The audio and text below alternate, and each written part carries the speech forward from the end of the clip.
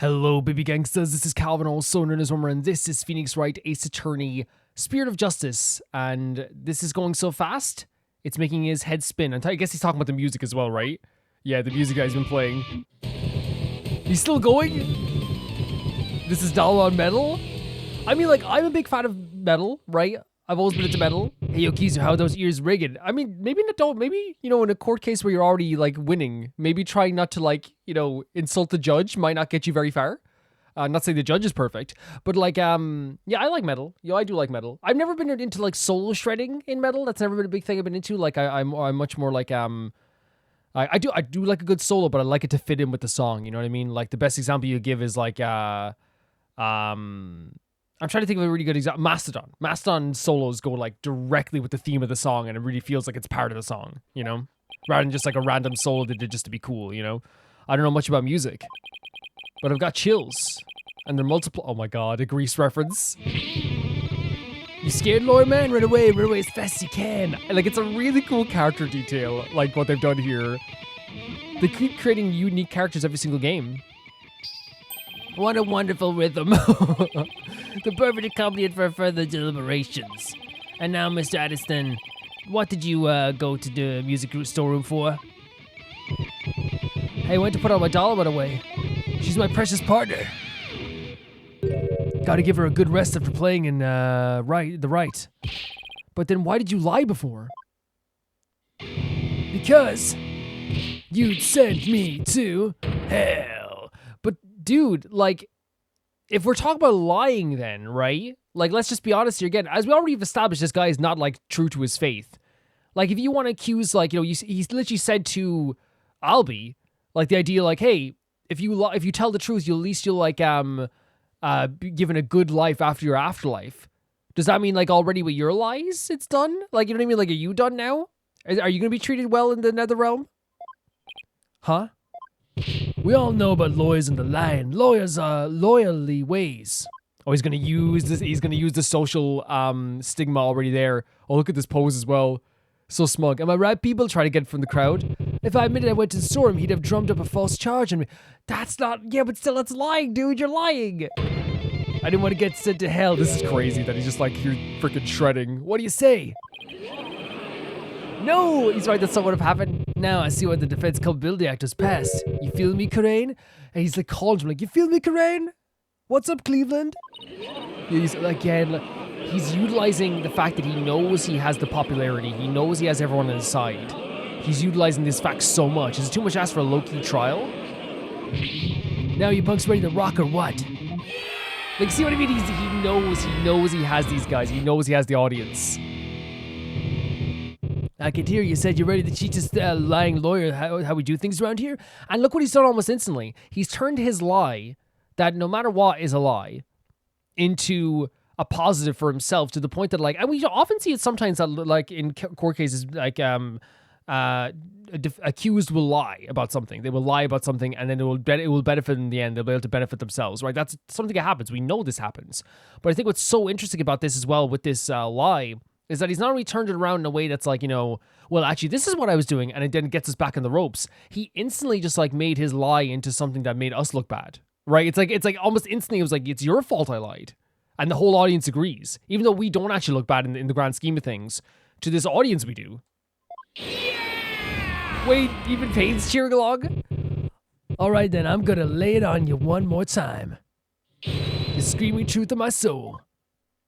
You know what we should get him to do before he does this? You know what we should get him to do? Again, love the UI. I know this is a horrible thing to say, but, like, I think to a person that, like, because again, you guys know I'm not religious, but, like, I think that, like, if someone is claiming to be religious like this and stuff like this, then you should say to them, like, if you got him to say, okay, then if you lie this time, then you're going against your faith, and you're going against Rafa, and you're going against this crowd. But of course, he's not going to do that, because then he wouldn't get a chance to lie again. Oh, we have 3 of those left, man. We got destroyed at one point. The priestess dance had come to an end. The music storeroom, my way I did wend. So the priestess dance had come to an end. Oh, this is the statement you already read. I didn't get a chance to read over, honestly. Like I said I would, but, like, we can read over again here anyway. That's why I didn't read over anyway. Like, so it's like, yeah, I think that's what I thought anyway. I was like, I'm going to read over it again, but I was like, while editing, I was like, well, like, you know, I'll let you give us a chance to read over this tomorrow. The priestess dance had come to an end. The music storeroom, my way did wend. So he's saying that the ceremony had come to an end, and that's when he went to the music storeroom. Should we press on this just to be like, get the timing accurate, like as accurate as possible? Hold it! You say you went to the music storeroom. He's so pretty. But how do we know you didn't go to the treasure room to steal the treasure instead? And what on grounds would you base that accusation? Got anything to show for it? Do we have anything to show for it? He's right. I don't really have any proof. And yet, well, you can't prove that you didn't go to the treasure room either. Everyone went quiet. I think we have to prove it, don't we? You stole the treasure and were ready to make your getaway when you saw Mr. Rowe. So you panicked and ran into the music room storeroom, isn't that right? I think this is this what you would call conjecture? Why do I feel like I'm being stabbed by icy stares from every direction? Because it's one of those situations where, like, you guys know I will always, like, you know, call out BS in the courtroom as much as possible. But I think in this case, I think we would have to prove that he was there, right? Because right now this is just an idea. The silence is your answer, lawyer man. This audience knows the score. I'm writing that, right? Just what we needed. A moment of silence to bid this lawyer's baseless claims goodbye. Jesus Christ, the amps are going nuts. Why did they have to hate lawyers so much in this country? I do want to learn about the history of that for sure. Was it with Dirk? Dirk was his name? I said it before and I say it again, lawyer man. After the priestess dance, I went to the music storeroom. Death, truth is what you dread. Hear me shred. Okay, I don't think this is like something we need to press. To be honest, from my spot in front of the storeroom, I saw Albie creeping to the treasure. Should we press this a bit just to see? Because again, he's making a statement about Albie here. How did Albie appear at the time? Come to think of it, he was glancing around all shifty like. Oh my god, the swinging around the guitar. You can tell he was up to no good. Shady, I tell you, if you ever do that with your guitar, make sure you have a good strap. Make sure you have a good strap. He actually does have a good strap, I believe, because it's tied rather than just like clipped on, but still. What's the saying about people who lived in glass houses? Exactly. Well, he's about to steal the treasure, so he stands to reason he'd look furtive. Objection! The furtive pygmy. The defendant admitted that he was sneaking in to see the treasure box. Wouldn't that be why he was looking around? I would agree with that too. Yeah, that was what I was thinking too. What's that people only the Holy Mother knows the truth, you say? Bzz, wrong. Please, Lubin knows the score, baby. From my lips to our Holy Mother's ear, an artist only sings what he saw there. In other words, my reasoning isn't good enough for good boy, for God boy. God boy is a crazy nickname. Hey, God boy. Hey, God boy, what are you doing? Going to church?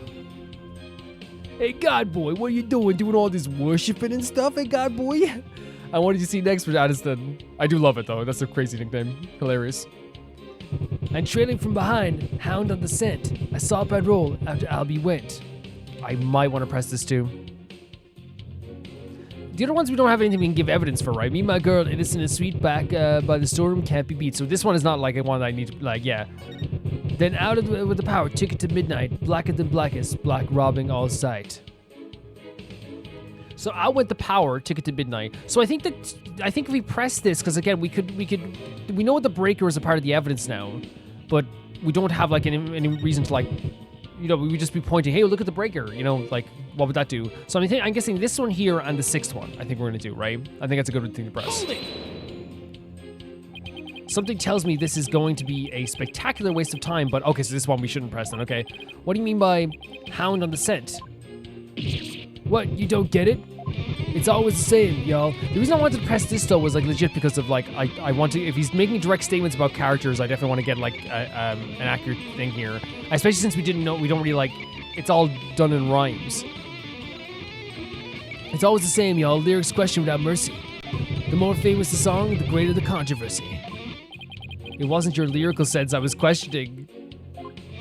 I say hound on the scent like a hunting dog, because, you know, Roll was a god, and, yeah, no, not that. That wasn't the part that I wanted to get more of, though. I guess I should, like, be better with that, I guess, going forward, like, in terms of pressing that, because now he's just clarifying what he meant by, like, this expression, when I wanted to clarify, like, you know, the positioning and the timing and all this stuff, too, like we did with, you know, I'll be. Oh, here we go. The inspiration came to me suddenly like a flash and... Hold it! Oh my god, the hold it? That's okay. You don't have to explain your lyrics anymore. Yeah, no, like, honestly. Oh, look how cute he is here. Hey, you're the one who asked. Oh my god, you need to stop! Again, it's such a unique idea for a character for sure, though. I knew I shouldn't have asked. Miss Addison, you're still on the stand, so please stick to your testimony. I gain more appreciation for this judge every few bits. I do genuinely think he's a character that, like, whilst he's not, like, perfect yet, of course he's not perfect yet, I do think he is a character that, like, we can follow and, how do I say, like, is, more reputable than we even gave him credit for, if that makes sense. Like, and not reputable, maybe he's just, like, it's because he's still not perfect, he's still talking about, like, putting us to death and stuff like this too, but he has, like, the ability to learn and to want to learn, you know? You can explain your lyrics to me later in Donovan class. Fine, have it your way, geezer. Geezer. The show must go on. Slash and trash. Me and my girl, innocent and sweet. Back by the storeroom, can't be beat. Oh, yeah, sorry, yeah, then this is where we're gonna press as well. Yeah, because usually what we do is, like, if we can present evidence right away from something we realize, we present evidence. If not, we go to pressing, right? And there's nothing we can really press or present on this right now. Like, we know about the power box now. We know about the breaker. It's going to have something to do maybe with the idea of the blackout and stuff like this too, because they wouldn't just put in the evidence if not. So we'll press this again, or not again, for the first time.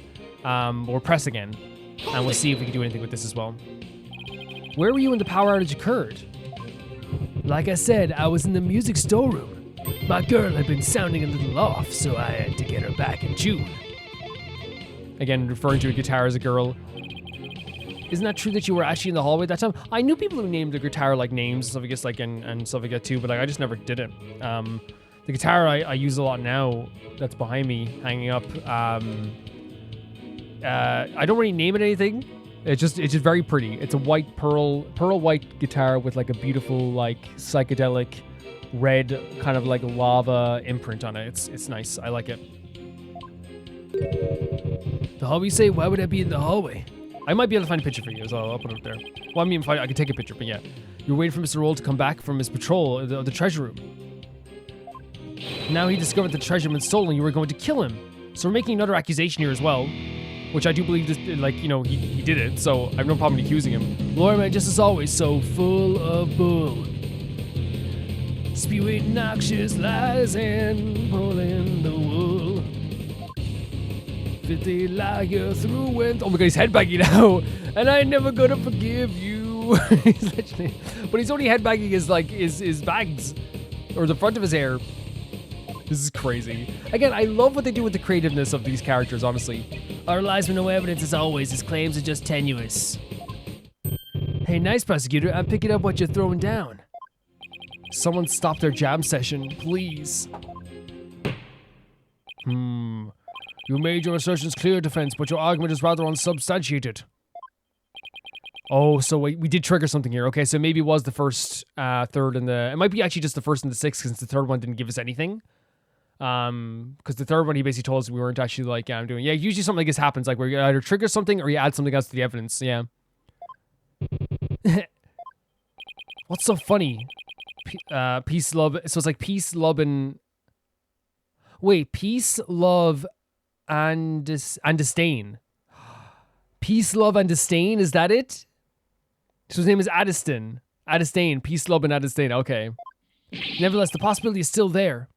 You can't deny the witness could have killed the victim under cover of darkness, yeah, with the blackout. Objection. Oh, here's an objection. You're forgetting one very important thing. Huh? It seems you've forgotten that the outage happened by chance, not design. Wait, are we gonna say it's not by chance? That's right. Well, that's right. I did forget about that. It's not like the witness planned the outage so he could take advantage of the darkness. Wait a second. Sorry, not wrong button. Are we gonna say that if you look here, if he was here near the storeroom, that he flipped the breaker or something? Because there's a reason they showed the breaker on the map now, and there's a reason why now they're saying that like it's like a it was planned, you know what I mean? They're emphasizing that it wasn't a planned thing. So I wonder if it was a planned thing. And without darkness, it would have been hard to sneak up behind Mr. Roll and kill him. I agree. You're right, even I would notice someone come behind me, but if he was close to the storeroom, he literally could have just, like, you know, click. Well, Defense, what do you have to say about that? What can I say about that? Mr. Wright, your claim is completely without merit. Unless you want to argue that the witness somehow magically made the outage happen. Well, maybe not magically, but... There we go, yes, wait, that's it. I contend the witness could have made the power outage happen, with no magic necessary. What? You have a theory, Defense? All you have to do is make use of something shown on this diagram. What did the witness use to make the power outage happen? The breaker, right? There's a reason they put this here, and there's a reason they're talking about this now. Perfect. The witness was in the storeroom. The circuit box is on the storeroom end of the hallway. There's nothing really magical about turning off a breaker, wouldn't you say? And he was very close to be able to do it, yeah?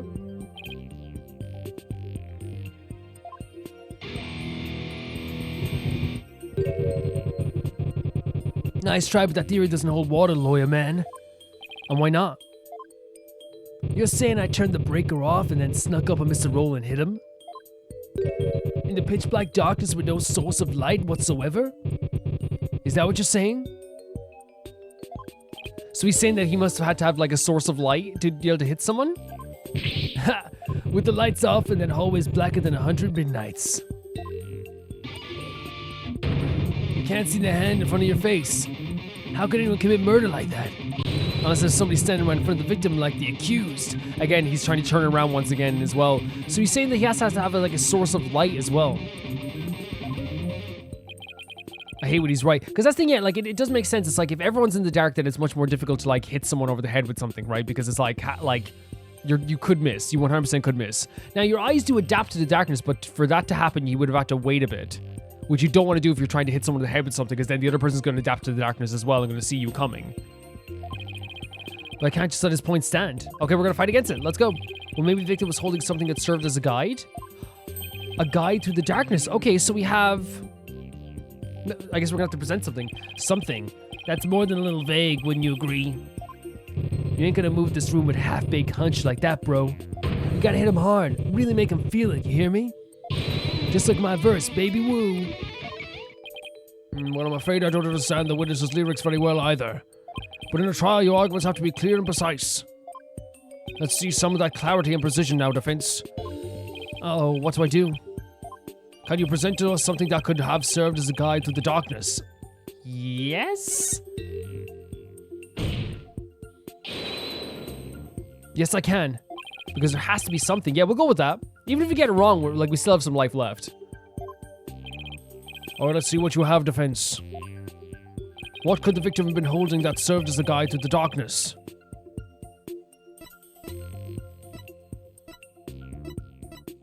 Oh yeah, this is glow in the dark. They must have been holding this then, yes. Take that! I believe the victim was holding the treasure box.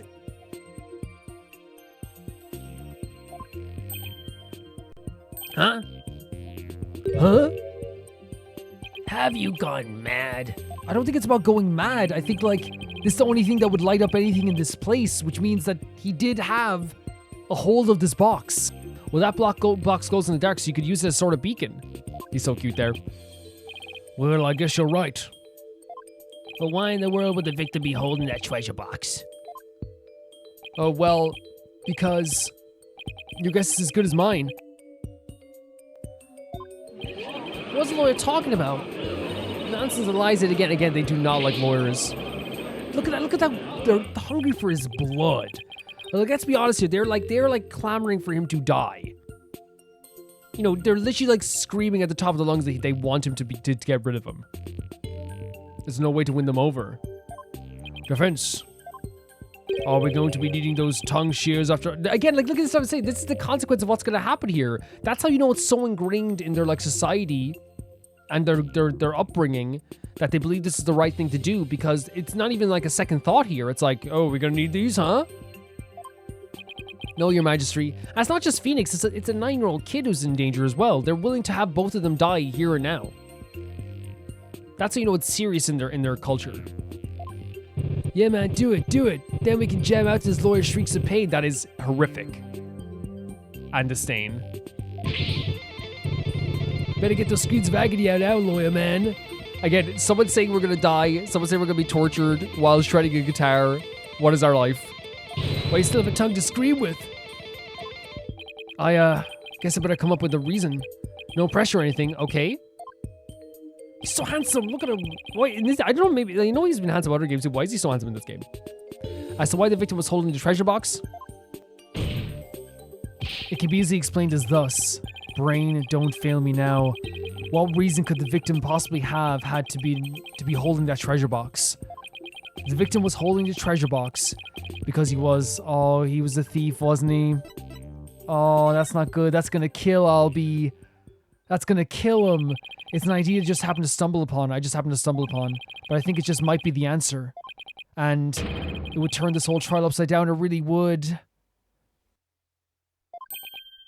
Hello, defense? Are you still with us? I am still with you, but now I'm just thinking about the like, it's the only thing, right? We don't want to accuse someone like that, but it's the only thing that makes sense. Let's hear this easy explanation you promised. I keep saying, I'm sorry, like, I don't know what, did they design him differently in this game or something? Or I'm just noticing now, maybe it's the lighting or something, that he's just, like, extra pretty? Isn't it possible that it was the victim himself was the thief? The victim? The thief?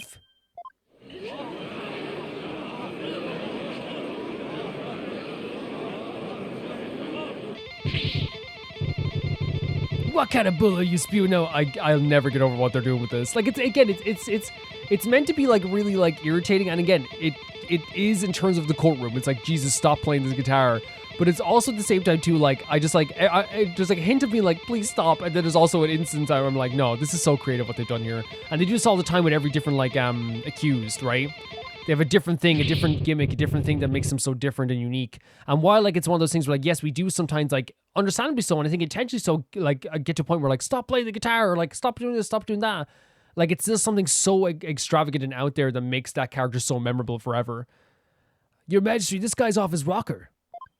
If the victim was the thief, everything we've learned so far would all make sense. And it would give us a completely new way to interpret the victim's actions. Yes. This pose. After the morning dance of devotion, Mr. Roll went into the treasure room. He grabbed the box that contained the treasure and started to take off with it. Oh, man. But then he ran into Albie on the great stairs. Oh, man, and that's why he was so shaky with Albie. That's when Mr. Roll pulled his gun out. Oh, my God. So it was him. It wasn't anyone in disguise. It literally was this person he trusted so much, pointing the gun at him. That's horrible. Then when the blackout occurred... that is horrible. When you think about it, it is very horrible. Mr. Roll was bludgeoned to death in the darkest. Not just the death is also horrible because you know, killing a thief. It's like, well, like why are we doing that? Like that's not the equivalent thing to do. You don't do that. But it's not only that, but it's also like Albie had a gun pointed at him from the person that he actually like looked up to. That's so bad, isn't it? This explains why the victim would be holding the glowing treasure box in the dark. And how it would have been possible for someone other than the accused to kill him.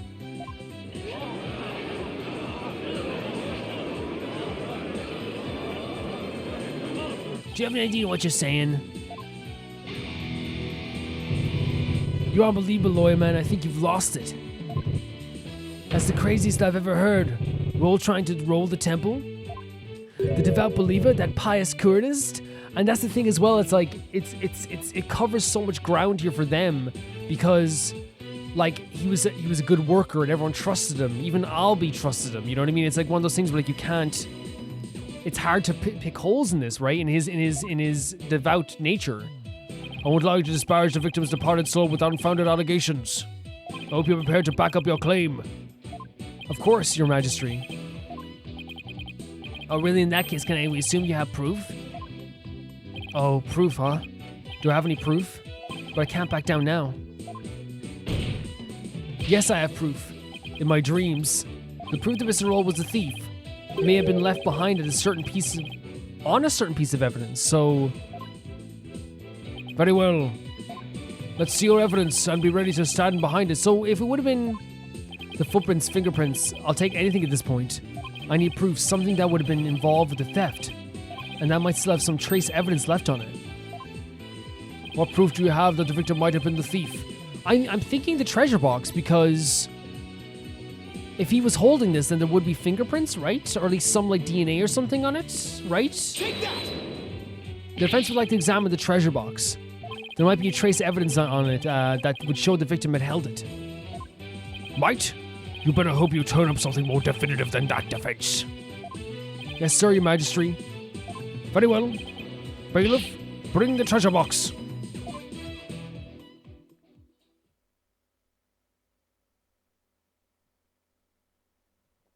Oh my god, look at the blood splatter on it as well. It looks so different in color, right? I thought it would be a lot bigger as well, but actually, like, yeah, it's quite small. There you are, defense. You're free to examine it. If I don't find something now, my entire argument up to this point will be blown. Plus, there's that little matter of the old tongue shears and death. I have to find something. I just have to. This is for the sake of our life and for the sake of Albie's life too. Now to make sure I remember how to do this. I can rotate the evidence with... Okay, perfect. I can also use triangle and circle to zoom in and get a better look. And if I ever get too turned around, I can always use reset. Perfect. Thank you for letting me know. I better search every inch of this box carefully. I'll examine anything of interest in detail with X. No problem whatsoever. So, it's whatever there's... it's wherever there's circles. So I guess yeah. This is the lock. It was forced open. I don't really see anything else of note about it. So that's done there. The lid of the box is forced open. But while the victim was holding the box, the lid must have been closed. I'll try closing the lid too. Oh, okay. Okay, that makes sense. And now it's locked up again. Hey! What? You son of a... You locked it! Yeah, what's wrong with that? So? What's the big deal? Yeah, why is he upset about locking it, especially since he has like a key to it, right? Yeah, I'm not sure what the big deal would be here. I thought you can open it with that key you're aware... Wait, can he not? Yeah, I can. No sweat. Yeah, but like, why are you reacting like you're definitely sweating? You're literally sweating. Then why is there a bucket load dripping off you over there? Yes, 100%. He's sweating like crazy. I think I'd like to open this box back up again. Could you lend me your Magatama? So he never had access to this, maybe? So did he have to wait until someone else opened it or something? Sure. Okay, let's see. Where's the keyhole? Well, it's the Magatama key. So wouldn't it go in the hole above the Magatama mark? Oh, there. Yeah. Oh my god, he could never open it. What does this mean for us? It won't open. Well, it means he lied again. Would you look at that? The thief must have busted the lock when they forced the box open. Are you sure that's it? Because it doesn't even have like a little bit of a connection there. It just sounds like it's clanking off the bottom. Really? Because I'm not so sure about that. Treasure box updated in the court record. Oh my god. And look, it's in full color now as well. In any case, I better take another good look. I have to find proof that the victim was holding this box. Okay, so we're looking again. So the blood splatter is probably something, right? For sure. This blood stain. It shows the outline of a hand. Oh, I didn't even see it as that. Could this be what I've been looking for? So maybe there's gonna be prints here? Your Majesty, take a look at this. There's blood stains here that outline the shape of a hand. Really, let me see that. Oh my, you're right. Now I'm getting somewhere. I believe the bloodstain is an outline of the victim's hand as he was holding the box. What? Even as he was being struck, he held on tight to that precious treasure box. After all, he'd gone through a lot of trouble to steal it. The blood from his head was splattered across his hand into the box, so it's literally like an imprint. Your Majesty, don't let yourself be taken in. It's just more of his loyalty deceit. There's legitimately, and I didn't see it at first, but it's there in like blood. In blood. A handprint. The shape of a hand. What do you mean? Oh, what's he gonna say now? Where's your proof that the outline is of the victim's hand? Oh my god, how do we prove this? Like, we put his hand up to it? He's dead. What? I should have seen this coming. Whose hand do you think it is? Whose hand do you think it is? Either show proof or prepare to meet the shears. So how about this then? What if we get both, it's not Albie's hands because it's too big. What if we get your man's hand as well and put it up against as well? Who else would it be? Or you could save us all some time and bite your tongue now and submit to... You know what's so crazy about this one?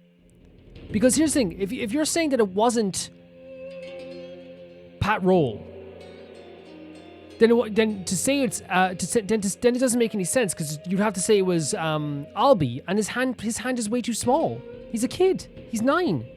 Because then the other adult in this whole room at the time was your witness. And if it wasn't him, then that means someone else died. That means everybody's lying. The whole thing falls apart.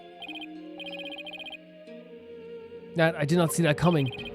Well, defense, how about it? Do you have proof that the outline is on the victim's hand? Can I say, this is one of the few times I'm thinking that, like, yes, we have to prove it's the victim's hand, but even if it's not his hand, it's not Albie's, this whole case falls apart. That means someone else's hand was on the box when someone died and when the blood splattered. That means there's someone else out there that was involved in this, which means this case couldn't even go further. Where would the proof of something like that even be?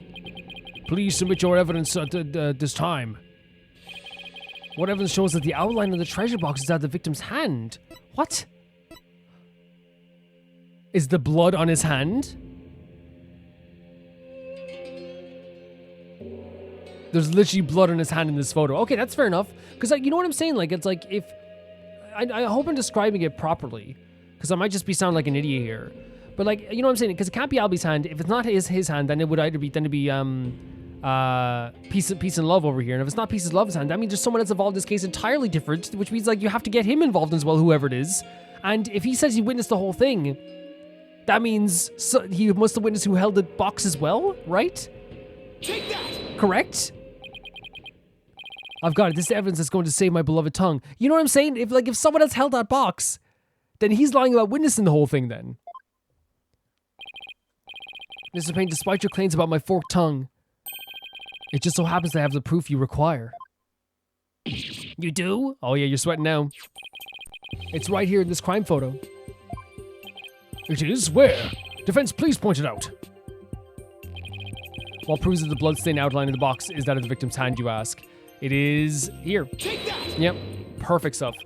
Mr. Payne, take a good look at the victim's hand. Is it me or is this, like, court case a lot more, like, involved in some first cases? In terms of, like, evidence, and while, like, it's one of those things where, like, we're not making too many mistakes, but I feel like there's a lot of, like, little tiny nitty gritty details compared to some other first cases. See this? That blood? That's blood. What? If you place Mr. Roll's hand inside the bloody outline, you think the blood on his hands would complete the splatter? Exactly. Here goes nothing. And if they do form a complete splatter, it would prove my theory correct. Then the victim really was holding the box. I'm willing to bet my life on it.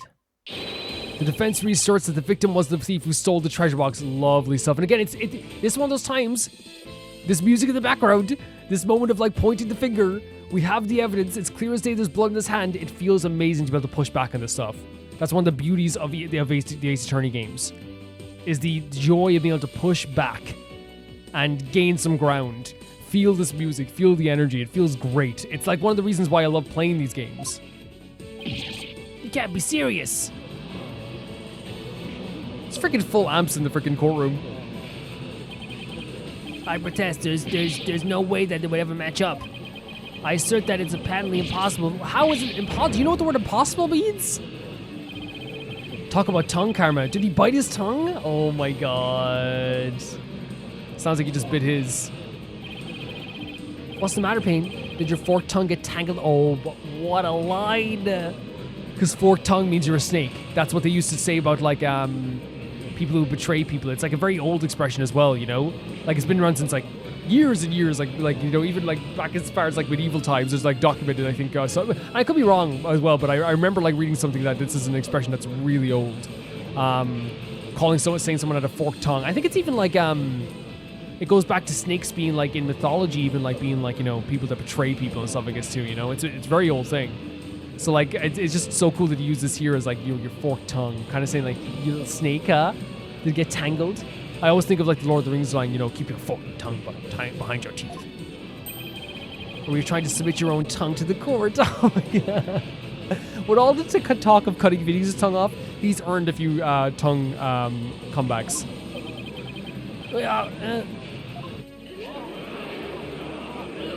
He's earned that. He earned some comebacks like this, for sure.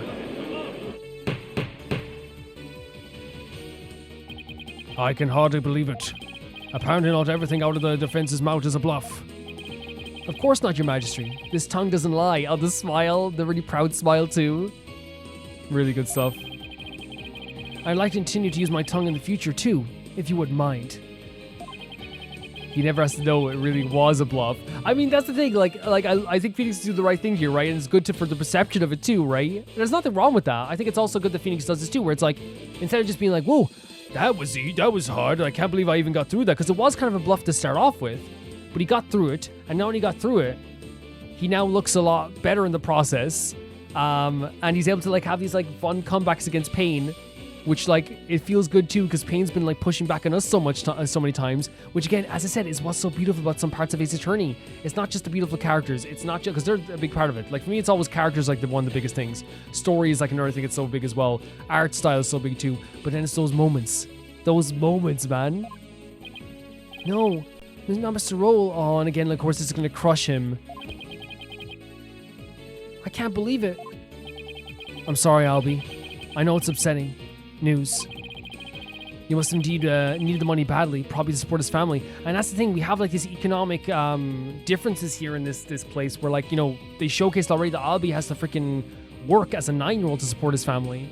And if this guy too is so desperate that he's willing to point a gun at Albie, and again, I want to make clear, like, it's like no matter what, this is going to be crushing regardless. But like it's very clear that there is like some like, I think it's also very apparent why they're showcasing like Pain, for example, has, you know, he's decked out in gold and all this stuff too.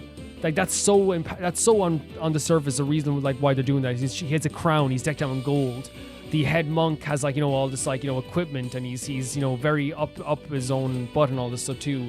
Even like this whole like religious equipment is all like really fancy, and it's made out of like, you know, beautiful stone and trimmings and gold trimmings. Whilst you have someone like Albie and Patrol like having to work tooth and nail to just get by, you know? And it showcases once again this inadequacy in this like religious order that they have, where whilst they are like 100% like totally entitled to have their faith, there's also clearly like a separation in like class within its religion as well, in my opinion. And it's not just a religion, it's obviously a societal thing, because we have that in every country now, even like with to some extent higher levels and lower levels, extreme levels and not so extreme levels, where there is like a thing where like the people on the top like are having, you know, as you said, the lawyer has all the gold, and Pain has all the gold, the crown, all this stuff too, while a 9-year-old has to like work his butt off to feed his family as well, you know? After all, he gave up his dream of becoming a monk to help them. Oh, so that thing Mr. Rose would say to me. Yeah. You train hard to make sure you become a monk one day. Don't end up like me. He didn't want, oh my god, he saw the route that Albie was like, you know, the trouble Albie was in as well, and didn't want him to like, have to like, you know, give up on his dream of being a monk. That's so hard, isn't it?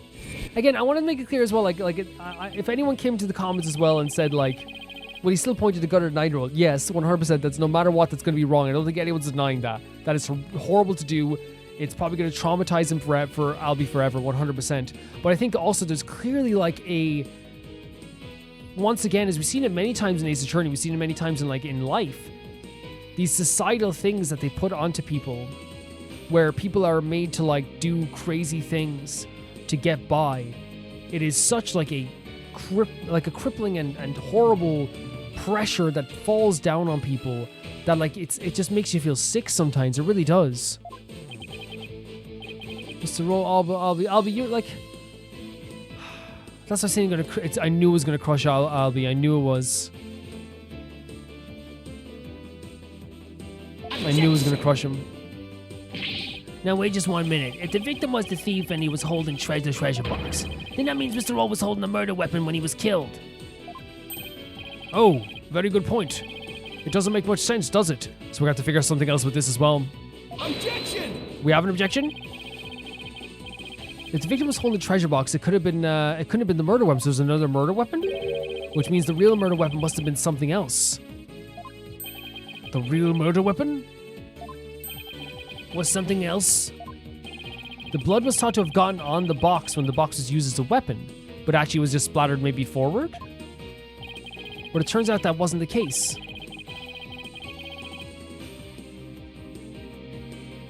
The blood splattered, the blood splattered onto the victim's treasure box was holding. When he was struck with the real weapon, that's what really happened. So it literally was like not a splatter from him holding it. Man. Isn't that right, Mr. Andestain?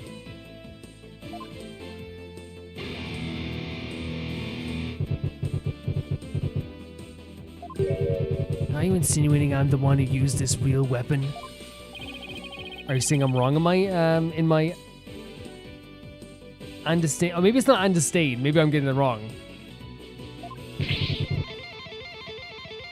Again, shredding to get through the days.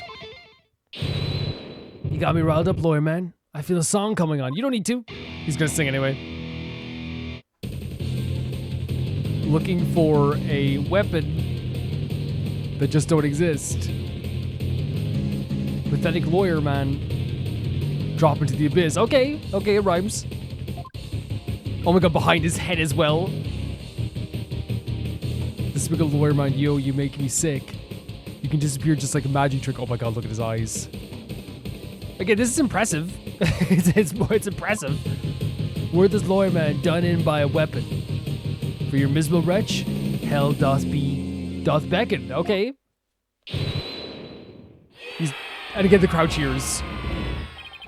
I know I don't need to remind your defense that your life is on the line. Judge, I think you're getting better and better as a judge. This dude just played a full freaking concert in here. Talking about how I'm gonna die. You know, reprimand him a little bit. Say, hey buddy, stop. Just a little bit. I know your majesty. Yet you prepared to risk it on this mere idea of a real murder weapon?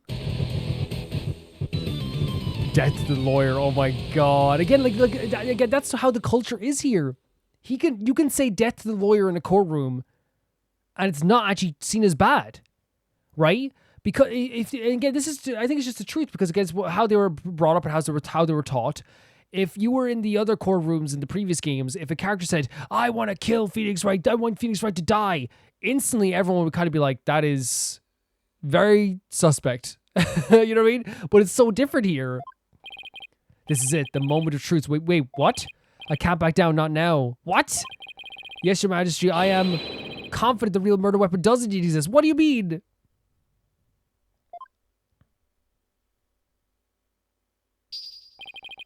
That's a bold claim, Mr. Rhino. Let's see you back it up. Show us which piece of evidence points to the real murder. Wait, so we have this already? I thought we were going to add this to the court record. Gladly. If I knew which one it was, what would somebody like Addison use to bludgeon someone? I was thinking it was going to be his Dalaman, but see, when he turned around, and you know, like a kind of classic Ace Attorney, where he was going to turn around, there's going to be like blood splatter, but there's no blood in the back of the Dalaman, so I don't know. I thought it was going to be his Dalaman. Now then, defense, please submit your evidence to the court. You see what I mean? There's like no blood in the back of it. Let's see it, lawyer man. Let's see the thing that shows the real murder weapon you say I used. Okay, so it had to be something like a bludgeon, right? We know it was not this. None of these can bludgeon. You could say this could bludgeon, but it's a scroll. Like it would take. I think that this would like it's a piece of paper with a like a wooden pin or a metal pin gone through it. Like I think it would legit take like hours to bludgeon someone with this. There's no way in hell you could bludgeon someone with this. That's the thing. No, you could stab someone with it, but you're not bludgeoning someone with that either. So the only... Wait. Okay, hold on a second here. So we're doing process of elimination again. No. There's nothing in the photo, is there? No, there's nothing there either. No, because again, we established this. I don't think it's this. Maybe we could put this on the back burner, right? But then again, this was... No, it couldn't be because Albie dropped this. Right, so he wouldn't have prepared this, so I think we're eliminating this too. There's nothing here. This as well, the Magatamaki. Like, again, we can put this on the back burner as well, I guess, and say that he could, but like... It's so small. Like, you couldn't, like, you're talking about bludgeoning someone. It's a key.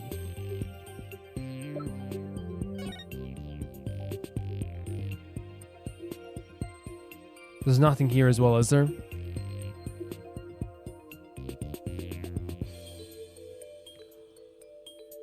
Do you think it could be, you know, we said we thought it could have been the Dalamon, the instrument? Could it be a thing where, he changed, look, this is a different instrument, because I remember I thought like it was, this was always the instrument. No, it's a flying V, it is different from his other one. So did he use the flying V to kill him? And then he had to change his instrument to use this time, because why would he switch his instrument? Like, I mean, multiple instruments, you know, they can use different instruments, so should we try this? Even if we get it wrong, it's fine, but like, there's a reason why there's two different instruments, right? Ace Attorney doesn't do things by accident. They don't. And look, you can see the Magatama here. You're not bludgeoning someone with that. The only thing I can think of is maybe this guitar. That's the only thing I can think of. Take that!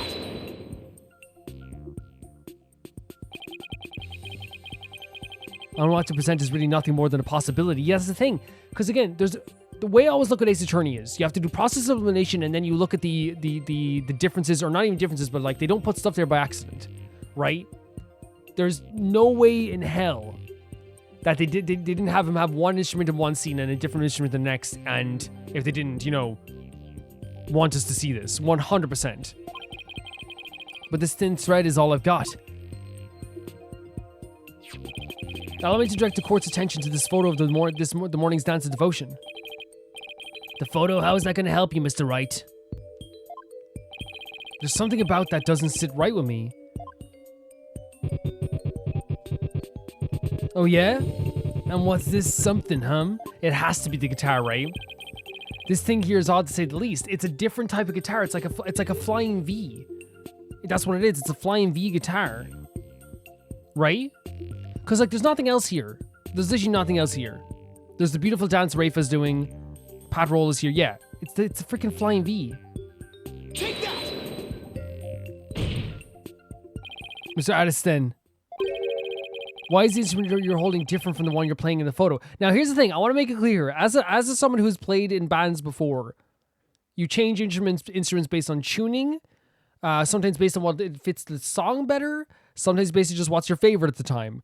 That can happen, right? But in Ace Attorney logic, which again is sometimes can be like just wanting you to see something, there's a reason they're different, right? There's a reason. Like, look at this. This is like so different. Would you look at that? They're completely different shapes. I believe you said your Dalamon was your Oh, that's actually okay. That's actually really cool. That's really cool. Because I was just thinking like, oh, Ace Attorney just wants us to see something that's like so apparently different. But no, it's actually like if you follow along and see the one and only aspect, yeah, that makes sense. Why would he use a different instrument for this performance? Why would he do that? Well, Miss Addison, what do you have to say to that? I got nothing to say. Then allow me to answer for you. They're different because the one in the photo is no longer in playable condition. Maybe. Oh my god! A freaking. Not after you used the bludgeon Mr. Roll to death. Look at this drawing as well. Oh, he's sweating again. We got him on the ropes. He's sweating again. My own partner wasn't doing so hot, so I brought her sister along. That's all. Show us the guitar then. Not a big deal, Lauren. Yeah, show us the guitar. Show us. I want to see it. I want to see your beautiful flying V guitar. Or Dalamon, sorry. It's such a beautiful instrument. We all just want to see it. In that case, please submit your old Dalamon to the Damalon to the court as evidence. Too bad. You're too late. I got rid of her yesterday. You got rid of her? No. And this is where being in like bands and stuff, I guess, comes into like play a lot, right? And being in the music scene when I was younger even comes into play, right? If you have an instrument, right, that is good and it plays well and you use it for a gig, chances are you're not planning to sell that instrument the next day or get rid of it the next day. You know what I mean? That's not what would happen, you know? Unless you want to do one last hurrah with it, I suppose. But, like, it's too convenient. You want? burned it with the rest of... No, that's even worse, because selling it is totally different. If he said he sold it, there'd be a chance I could believe it. You could believe it in the court. Because selling an instrument makes perfect freaking sense. It happens all the time. You sell an old instrument to get a new instrument. It happens all the freaking time. Beginner guitar players do it every day. Right, not every day, but you know what I mean. As he's shredding this, right? Burning up your freaking guitar, your instrument, your Dalaman? Dude. Ash to ashes, baby. Dude, come on. Burning it? He's already destroyed the evidence. That's enough for me, right? Because right now I turn to the judge and I say, Judge, why would he destroy a perfectly good instrument for no reason? Why would you do that? Sell it. You could sell it. I see no more trash right in this court that needs to burn in the... I see more trash right here. Okay, he's saying we need to burn in hell. Dude, Judge, why would he do it? Judge, please, why would you burn your guitar? Or I keep saying guitar, sorry, but you know, I'm relating to me. Like, there's no way in hell. Say if I had an old instrument. It doesn't matter how old it is, how bad it is. Right? It doesn't matter how, like, beginner it is. You sell it, or you give it to, like, a cousin. You know what I mean? You say, hey, do you want this to start off? Who burns their instrument they used in a gig the day before? My first ever instrument I got was a bass guitar, and I still have it, right? I still have that bass guitar. It's a beautiful bass guitar. But the person that used it did sell it to me. But the way he sold it to me was he didn't even think of selling it before I came up to him. What happened was he played in a gig. He did play in a gig, and I said, dude, like, would you want to sell your guitar? And he said, no, not really. It works really well. I really like it. And he's like, okay, cool, whatever. It was like 2 months after that, he was like, I really want to get a new bass. Do you want to buy this still? Yes, please. Let's get it. You know what I mean? And it was one of those things, by the way, where like it's not like it was one of those things where like already I was younger. I was really young. I was a teenager, but I knew that like my parents were like, hey, you can get like if you get like a guitar for your birthday, that's it. You know what I mean? That's what you're getting. But I was like, what if I make it easier and I get like one that's like secondhand, you know? And like, you know what I mean? He wasn't gonna be like, oh, I need a new guitar. Let's burn this. You know what I mean? Let's get rid of it. So yeah, like, I don't know, I just don't see that happening, especially a machine an instrument that's working. Lawyer trash. Man, come on, buddy. Come on, Judge, please. He's not just going when he burned it. Now there's no proof to show. Yeah, but the proof is that he burned it. Come on. Why would you burn it? Perfectly good instrument. I'm actually crying about this, man. Not really crying, you know what I mean. Oh, come on, that was pathetic. Your agony could sound better than that. Oh my god, he's doing that thing to do. Look at he's like this face. This is something you do to get a reverb sound, or like what you call it? I forget the name of it. Where's that great scream of yours? This can't be how it ends. No. I think I've heard enough. Judge, why would he burn it? Judge, why would he burn the instrument? It seems the defense is unable to produce the evidence that needs to. Because he burnt, Judge. He burnt it, Judge. He burnt the instrument. Your magistrate, that's only because the witness destroyed it. Exactly. That would be so incriminating. And you know, again, I want to make clear this is not the same type of courtroom as other courtrooms around the world.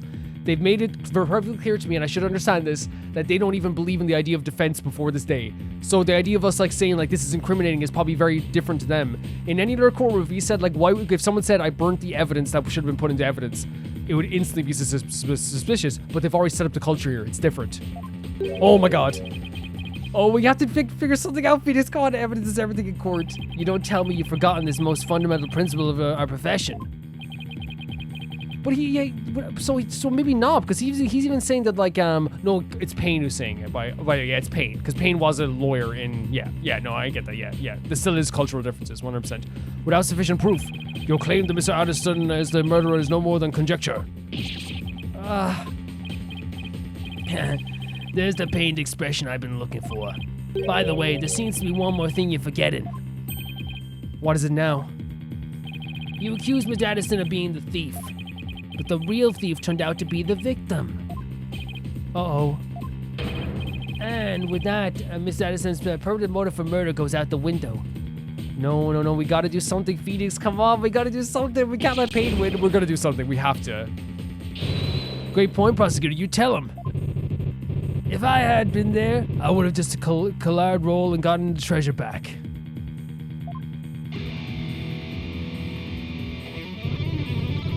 There wasn't any reason for me to kill him now. Was there? There's no good counter-argument to that. It sounds to me like Miss Addiston has been completely wrongfully accused. No!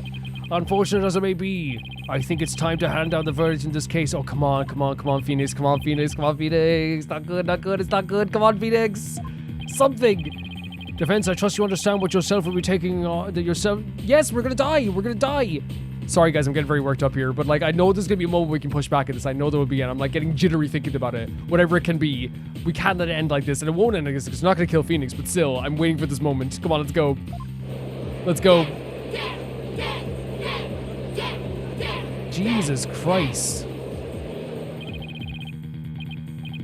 What do I do? The murder weapon's been destroyed and now I've got no motive. Oh, it's so horrible. Ever seeing Phoenix like this, right? Poor Albie will be convicted and I'll lose my life too. Mr. Wright, you've wasted this court's time and disparaged everything we hold sacred. You hold nothing sacred. You hold nothing sacred. We should charge you with lese majesty, in addition to the crime of abetting the accused. Yeah, you should pay for desecrating my good name. You have no good name. Bye-bye, lawyer man. Time for you to do some repenting in the Twilight Realm. Sorry, I said Nether Realm, it's Twilight Realm. Oh, come on. This guy is guilty of sin. Of course he is. I just know it, yeah. He must have some reason to kill Mr. Rowe. So we have to find the motive? The motive.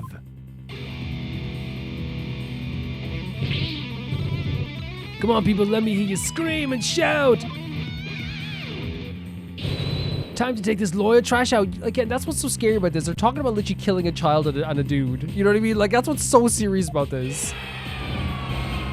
Like, it's insane, right? A 9-year-old kid and a dude who just wanted to defend him is about to die in their eyes. The thing to do at a time like this is to turn my thinking around. Yes, let's go. I shouldn't be trying to figure out what Addison's motive was. I should be thinking about what kind of situation would give him a motive. Okay. Did you steal it? He said, wait.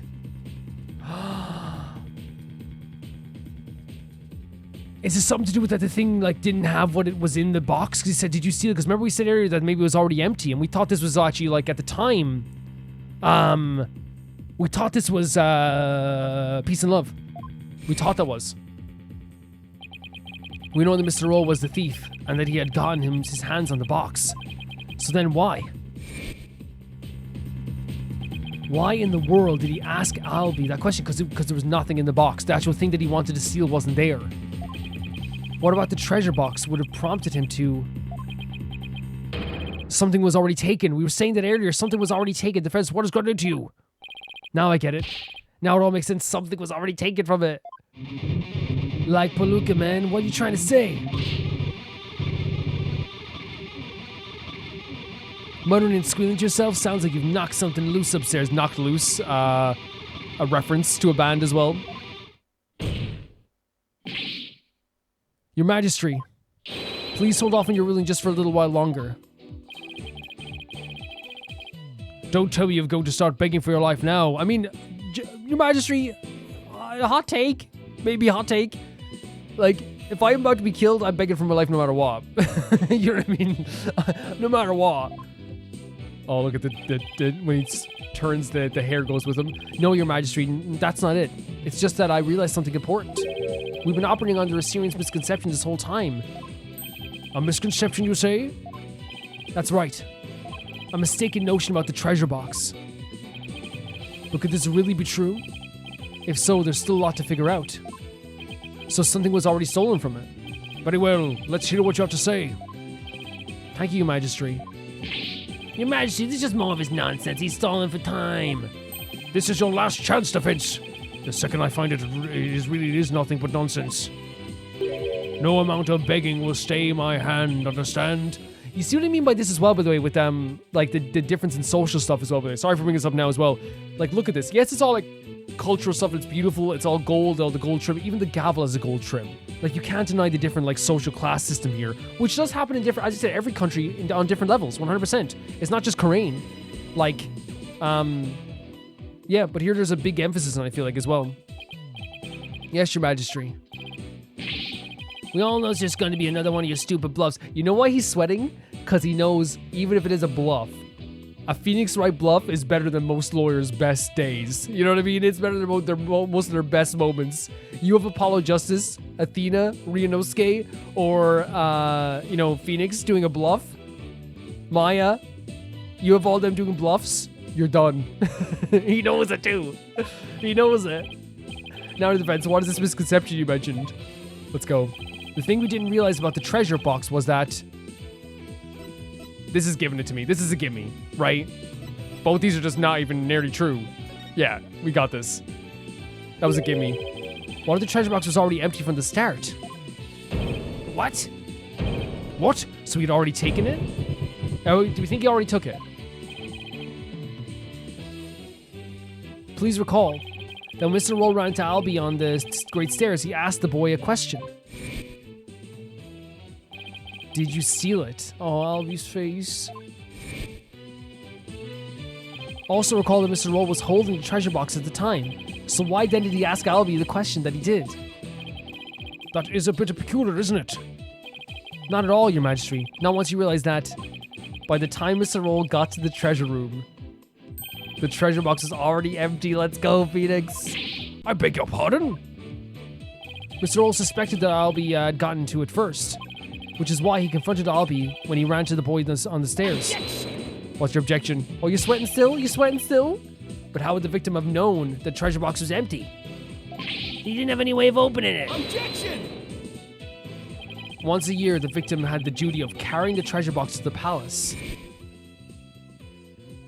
He was so proud when he put in charge of guarding the treasure box. He even got to carry the box to the palace for the New Year's rite. He wouldn't be able to tell by the weight. Oh, when he lifted it, that the box was empty. That makes perfect sense if he knew it. Yeah, that makes perfect sense. Yeah, if he already carried it a bunch of times. I see. Yes, I suppose I would have been able to tell, wouldn't he? Mr. Roll most likely decided to at least steal the empty box. It's an important historical artifact, and of itself, after all. Yeah, but what's your point, Mr. Wright? What does any of this have to do with Mr. Anderstein? My point is this. It gave Mr. Addison a motive to murder the victim. Are we saying... Okay. My guess is he already took it, and he wanted to make it look like someone else took it, so he had to kill Pat Roll and blame it on poor Albie. Love when he slams the table. Slam those tables. Mr. Addison, keeping the treasure safe is one of your duties, isn't it? So if anyone had found out that the treasure was missing, you would have been accused of incompetence. From the moment Mr. Roll discovered that the treasure was gone, his fate was sealed. Because you decided then that to be silenced forever. It was amount of silencing. I thought it was he had the plan to just pin it on Albie already, but yeah, this makes sense too. He just wanted to silence him. Because he knew it was gone. He knew it was gone already. Let's see the reaction from Peace and Love over here. Head and shoulders boy over here. Oh, he's laughing? Can you believe this stuff that comes out of this guy's mouth? This is all just a colossal joke. So then what really happened to the treasure? It had been stolen long before the incident occurred. By Peace and Love? Yeah, it is. 100%. Yep. Mr. Wright, will you stop at nothing to accuse Mr. Addison? Why are you sweating, though? If this is just nothing, you can calm down, Mr. Payne. Your Majesty, please don't listen to these trumped-up charges. These defense is grasping. You're gasping. You know that that Payne or any other, like especially Payne is losing it or losing the case when he has to turn to the lawyer and go, "Please, Mr. Lawyer, please, Judge, don't listen." Objection! Let's go, an objection. We love when he taps the paper too. Tap the paper. We love it, guys. I'm so excited. I love these moments. The treasure box can only be opened with the key to Mr. Addison and Mr. Addison holds. Who else could have stolen the treasure? As we said, those triumphant moments, but also when we have the other side on the ropes. When Phoenix is feeling himself, when he's pushing forward with the stuff, when he keeps mentioning more and more stuff. Like all these animations, slamming the table, tapping the paper, all this stuff. It feels so freaking good. Objection! Object. Are you still sweating? As I said, the accused stole the treasure by forcing the box to open the box. Your Majesty, I'll call for a swift ruling. No, Judge. Come on, you know, Judge. I'm not ready to give my verdict yet. Yes, Judge! That's my guy. I swear to God, we're gonna love this guy eventually. We will.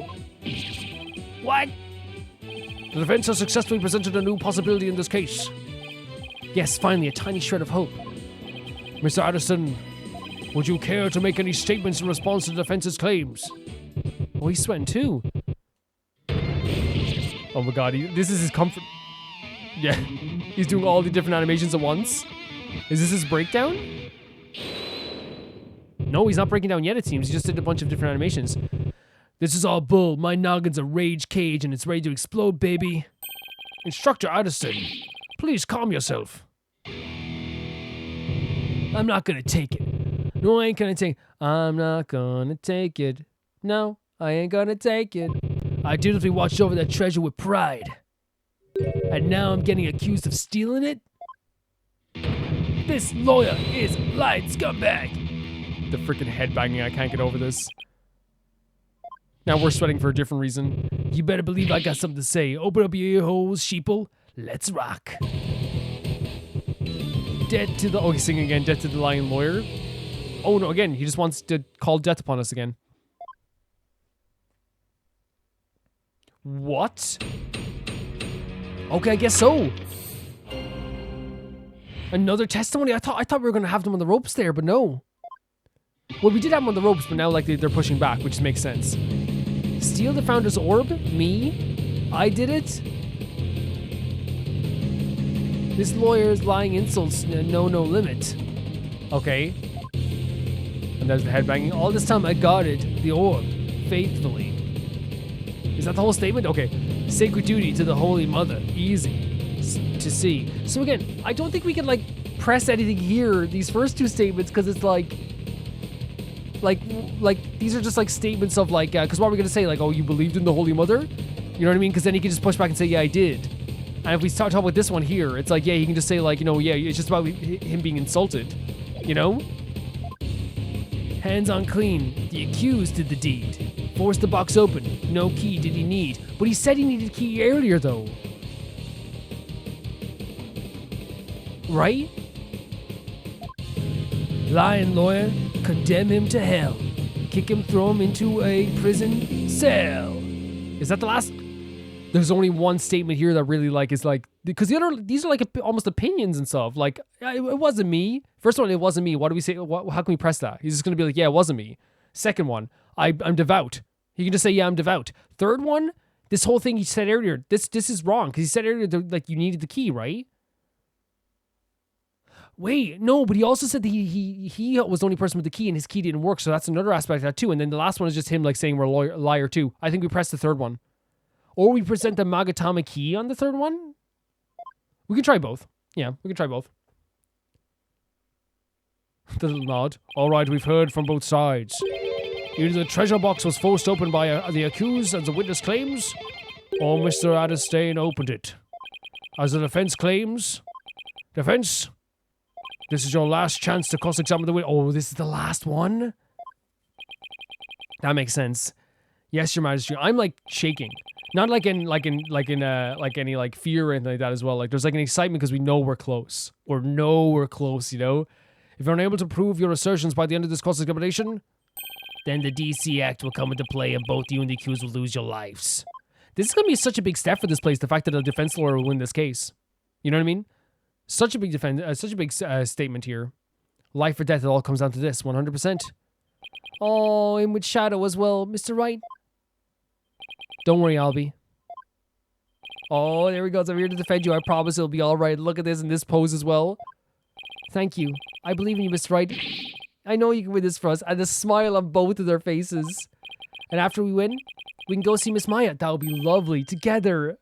I swear to God. I think after this, though, I should get like 10 minutes to just like beat up both Pain and Peace and Love, right? Because look what they accused. Look who they accused. Look who they wanted to die. Look at this. This bundle of cuteness. All I'm saying is just 10 minutes, right? 10 minutes with me. I'll just have like a metal pipe. You know what I mean? It'll be all above board. No one has to know. It's a deal. Very cute. So I'd love to talk to Maya with Albie. I'll be down. I have to win this trial. And this is why I love Phoenix, by the way.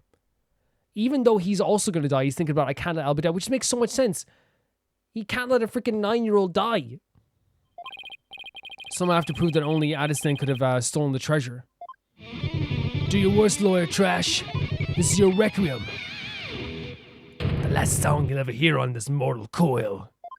Great stuff. Again, them using his musicality and his love for like playing instruments and playing the Dalaman, like they really implemented it really well into his personality. He's gonna be. I'm never gonna forget this character. So the third one's the only one I feel like we can do anything with. So I guess we can let's press on it and then present the Magatama. Right? That's what I think. Hold it. Yep. The defendant didn't force the box open. That's a lie. In fact, you're the one who opened it. Isn't that right? Come on, you saw it for yourself, didn't you? The lock was busted on account of the box being forced open. Oh, yeah. Well, there's your proof right there. So, wait, did I get this wrong? Maybe you just have you have to present the key instead.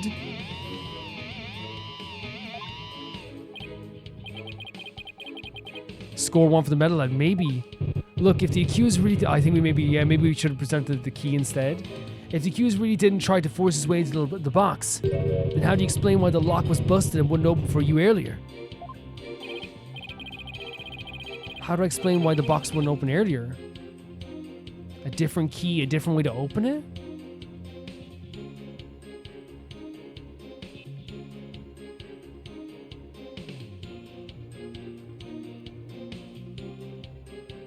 Which, again, I would say different way to open it?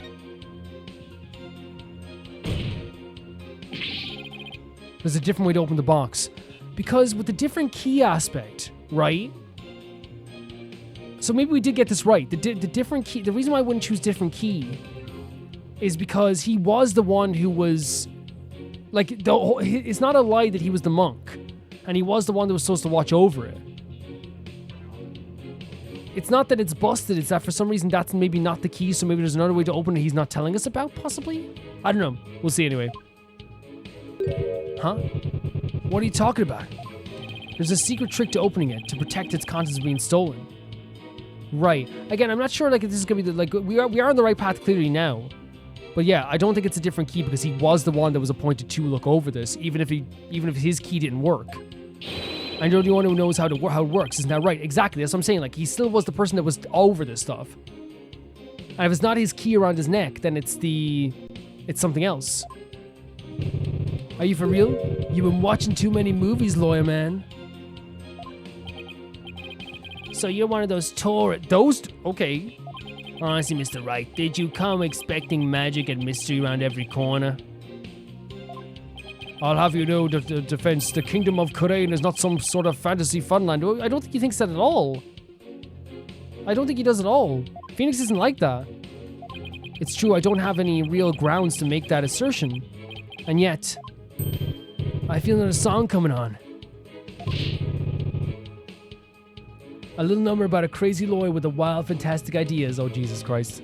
A real method to open the lock, you say? Delusional man, there ain't no other way.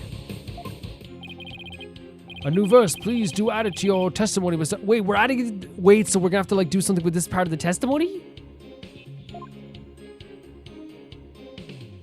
What, though? The real method to open the lock, you say, delusional man, there ain't no way. So should we present it, like, on this as well? Should we, like, I'm thinking we could do a few things. We can press it again. We can present the treasure box, or we can present what I said before, which is the key. But since we also are trying to say that now we're kind of going along the lines that, like, this key wouldn't actually work. But is this saying, like, hey, this key doesn't work in the lock? But then he would say it's busted though as well. We can try and present it. Right, it's not going to kill us. We have 2 more lives left. I don't see any. Okay, there we go. Okay, well, that was wrong. Okay, that was wrong. That's fine. Guess that's not it. So should we try just, like, more of your defense attorney shenanigans, is it? Well, I won't stand for it. In the name of the Holy Mother, I give you a penalty. Oh, God. See, I want to present the treasure box as well, but to maybe be like, look, this is the way you can open it, but we don't know the way you can open it, so should we just try press it instead? I have no idea. Should we try press it first? Because that's not going to give us a penalty. Delusional. Am I? We'll see about that. Wild idea is called, that's called delusion. Mixed up lawyer, drowning in confusion.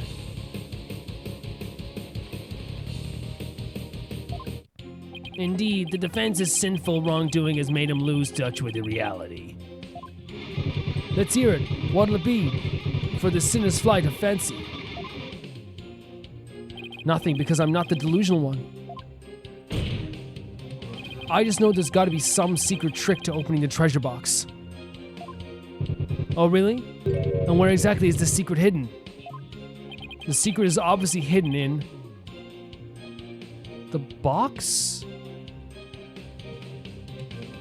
Right, because we say that it's like there's some I'm thinking like there's gonna be like some mechanism on the box, some like you know the way when you ever see like when people do like the tapping something like 20 times and like it opens in some way. We could say the box? The treasure box. Yeah? And where in the box is the secret exactly?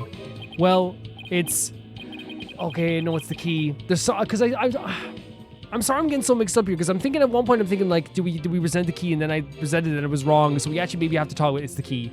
There's something to do with the key then. Yeah, okay. And it's carvings. There's definitely... Oh, maybe not. Maybe not. There's definitely something going on there. Are you sure? You're sounding a little desperate, defense. Desperate? Not at all. Okay, I'm not sure. I'm not sure if this is the right path or not. The carvings your accused snuck in to see, even though it's forbidden, I might add. Witness, can you tell us anything about these carvings on the box? Or maybe this is the right path? Of course. As a head monk, I know all about them.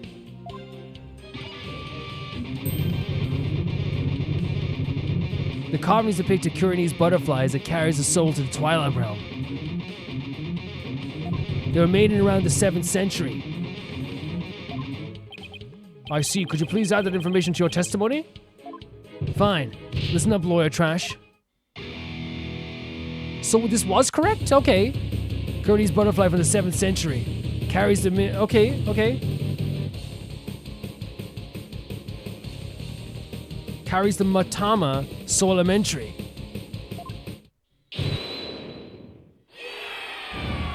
Okay, I thought I got it wrong. Okay, I think we got it right because there's no penalty. Okay, that's fine.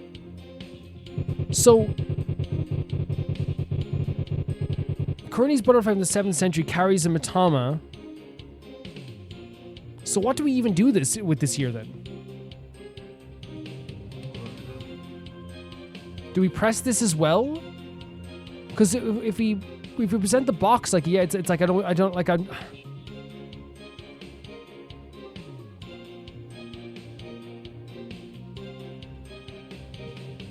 Should we press this as well? We'll press this as well. We'll press this as well. This is crucial at this point. I believe this butterfly design conceals some sort of secret. Oh yeah? Why don't you check it out for yourself then? Huh? What's with the small... Wait, so there's no secret in this? I think I'll do just that. Because he seemed like so okay with us doing this if I could.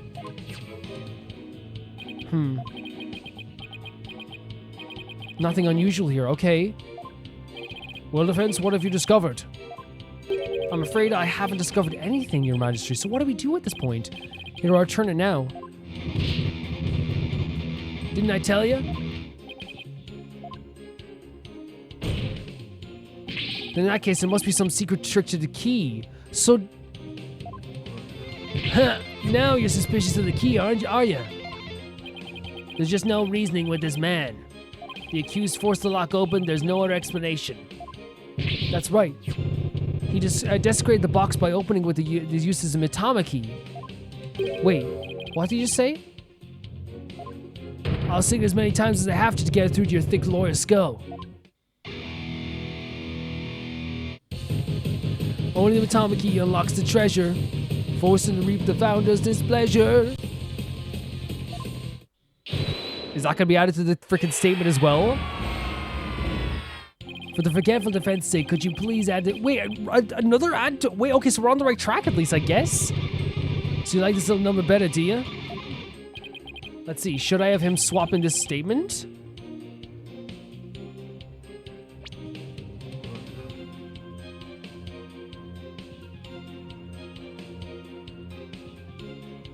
Yes, I guess? So it has something to do with the key then. But then, the same we had before, we chose the box, so I guess we can have him change it? I believe the witness just made or sang a very important statement. I would like to switch into his testimony. Very well, witness, if you would. If I have to... This is a bit of a mess for me, I think. Calm your brain, lawyer man. Only the Matama key unlocks the treasure. Force it on reap the founder's displeasure. Should we try and present the key on this then, I guess? Should we press this as well? I don't... Like, Hold it. There must be some secret trick to this key. Oh yeah? And what exactly is this secret trick? Huh? What's that smug look for? Maybe something like... It can change shapes? Wow, man, that's some wild imagination you got there. I'll give credit where credit's due. You can daydream like a champ. Just like any Magatama, this key is made of a translucent material. One look at it, and it's pretty obvious it can't change shapes.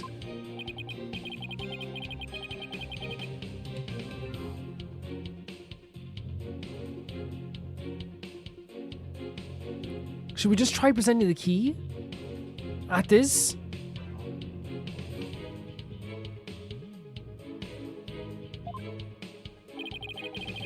But I felt like there was something odd about Addison's testimony just now. I think I better take another look through the evidence. Okay, so we have something there. So this statement he added here... Should we try just presenting the key on this? Because that's the only thing I can think of to do at this point. I think, can I say as well, like, I feel like maybe you guys disagree. Maybe you guys are like, no, Calvin, you're just having a little bit more trouble at this part. Because I think we were doing pretty well up to this point. I think we're on the right track. But I do think this was like a way more, like, as I said, like, there's way more nitty-gritty details in this time around than there was before. I feel like in other first-time trials. Am I wrong? Objection! Oh, it's gone quiet. Okay, that's what we have to do. Perfect. You just called your key the Matama key, didn't you? Wait, is that what's wrong? Oh my... Wait. Because he said there was something wrong about that, didn't he? Only the Matama key. Did he mention that there was something... Wait a second. Wait. What is it called in the court record? The Magatama key. There. Oh my god. Okay, it's called... Okay, guys, I didn't even pick up on that. Second time this has happened. It's going to happen again. I have to remember, read everything so carefully. Right? Please, Calvin. It's going to happen again, but I've tried to prevent it from happening. Oh, he's sweating now again. But you didn't originally say it's called a Magatama key? Oh, the string is broken. The Matama key, what's that? I don't know, Your Majesty. Did he mention Matama before? Let me just see here. From as far back as we can go. It's pity you can't search for a word, right? It'd be done, right? Okay.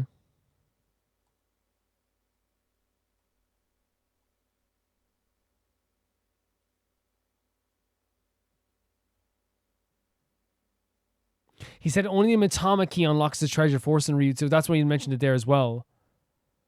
Okay. Yeah, it's fine. We'll get through it. But apparently, it's a rather crucial question. What's the big deal? So I said the wrong thing. So what? Simple slip of the tongue. An A for effort, Mr. Wright, but your grandstanding betrays your desperation. You can't just treat everything, that every win we get as just like some ramble. I'm afraid a small slip of the tongue like that adds absolutely nothing to your argument. He did it twice. He did it twice. What say your defense? Is it an important detail? Judging by Addison's reaction? Yeah. He's dying over here. I say it's everything my argument needs. Let's go, Phoenix. Yes, Your Majesty. It's very important. This key is apparently not the Magatama key, but rather the Matama key. So there is another key, or is it... And I believe this discrepancy holds great significance to the defense. No, man, just a meaningless mistake. Insignificant. Okay, then calm down there, buddy. Come on, it's not that big of a deal if it's just a meaningless mistake. You're riding the crazy train to nowhere, lawyer man.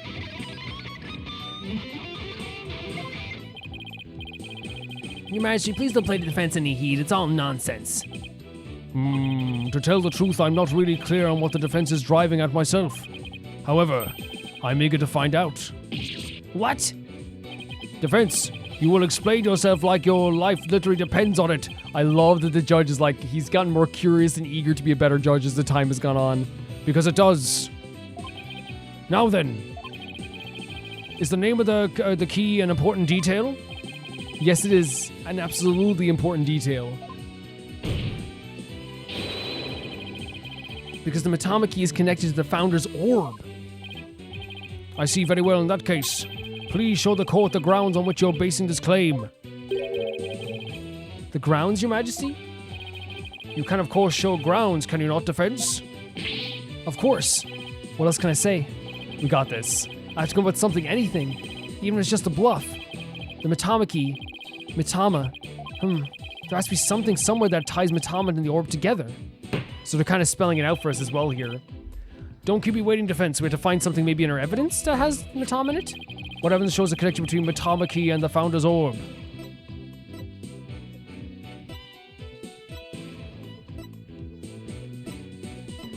The only thing we have that has, like, that would have the word Matama in it is this and this, because they're the only ones with words in them. Right? When the butterfly embraces the Matama, the favor of the orb is bestowed. So the butterfly maybe has to touch the key. Take that! Yeah, there we go. What, the Song of Ceremony? All this time, the answer was right there in front of me. It's right there in the Song of Ceremony performed during the Dance of Devotion. Your Majesty, the Song of Ceremony tells of the treasure of the founder of Kuranism, but hidden within its lyrics, it's the secret behind how to really open the treasure box. Oh my god! Mother! Love the point. This feels so freaking good. Let's go. Oh my god, he's on the ropes, but how could that be defense? The Song of Ceremony contains the following lyrics. When the butterfly embraces the Matama, the favor of the orb is bestowed. I believe the Matama here refers to the Matama key. Well, yes, it is the same word, but that doesn't mean... We've been calling this key the Magatama key, and that's why I inserted the key into the lock with the Magatama design on it. But that was obviously not the right way to use it. And I suppose you know the right way? It has something to do with the butterfly, right? I do, Your Majesty. To use the key properly, you have to first... Wait. We have to flip it? Vertically or... Should we take a look at the box before we do this? So vertically or horizontally? Should we check the this thing here? Can we look at this? Where's the button? Will they give us an option here to look at it? Ah, look at the butterfly. You have to turn it vertically. Oh my god, that's so cool. I never even noticed that. I just thought, well, even if we did, we probably would have thought it was just a cool design. Love that. If we turn the Magatama shape upside down like this. Yes, Phoenix! It becomes the Kurain symbol of the soul. Love this. In other words, a Matama. Oh my, you're absolutely right. But now what?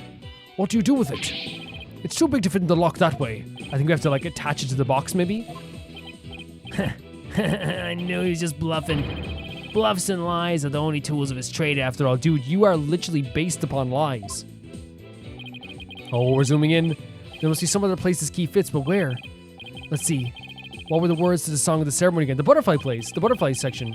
When the butterfly embraces the Matama, the favor of the orb is bestowed. Where should the Matama key actually be used? Let's go. Oh my god. Got it! Let's go, Phoenix. That's so cool. It's a beautiful design as well. Oh, animation. We're getting to see him do this?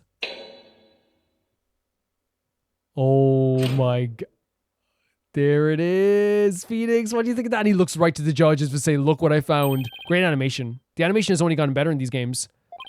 The treasure box. It really opened. No way, man. What? No. And that, ladies and gentlemen, is the real secret behind the song of the ceremony. The key to opening the treasure box. Oh my god, guys. I am like tingling. I am like chilled. Chills all over. I am so happy. It's all over, Mr. Payne. How so? Guys, I don't need to describe this. At least you have chills all over and like my heart is like pounding in a good way. It's like excitement. It's like we got this. We pushed back on this. This was a long trial compared to the others. I feel like this is the longest first trial we've ever done. For sure. Let's say someone was fooled into trying to force the front-facing lock open. Sadly for them, it won't budge.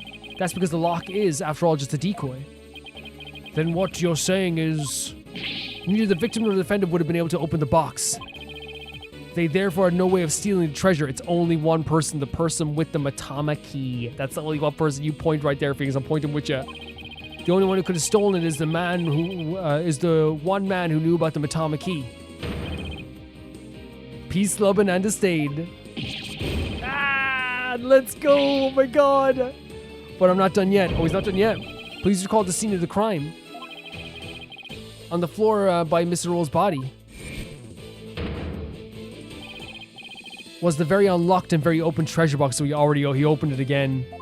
Only someone who knew how to open the box could have left it in that state.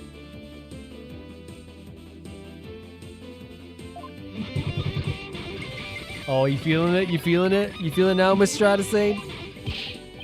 And so, there can only be one true culprit. Let's go! I mean, Mr. Adesanya, you're the one who killed Mr. Roll. I love it. See Phoenix Point, the confidence, the feeling we all have.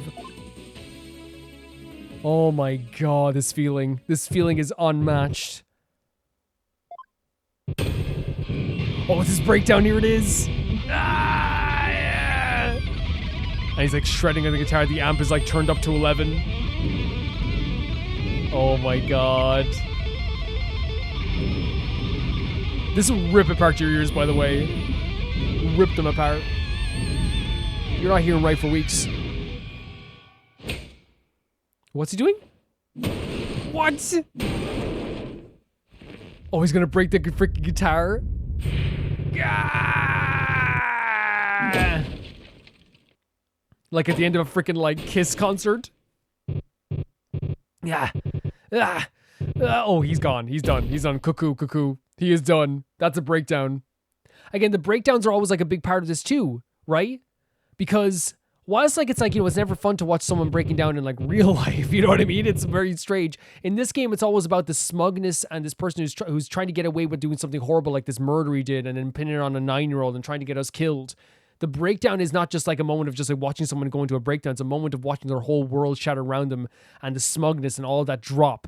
It's a big part of that satisfaction you get from this entire chapter and these cases of working hard to try and push it back at them. And it feels amazing. Curse him. It's all his fault. Why do you have to try and steal the treasure?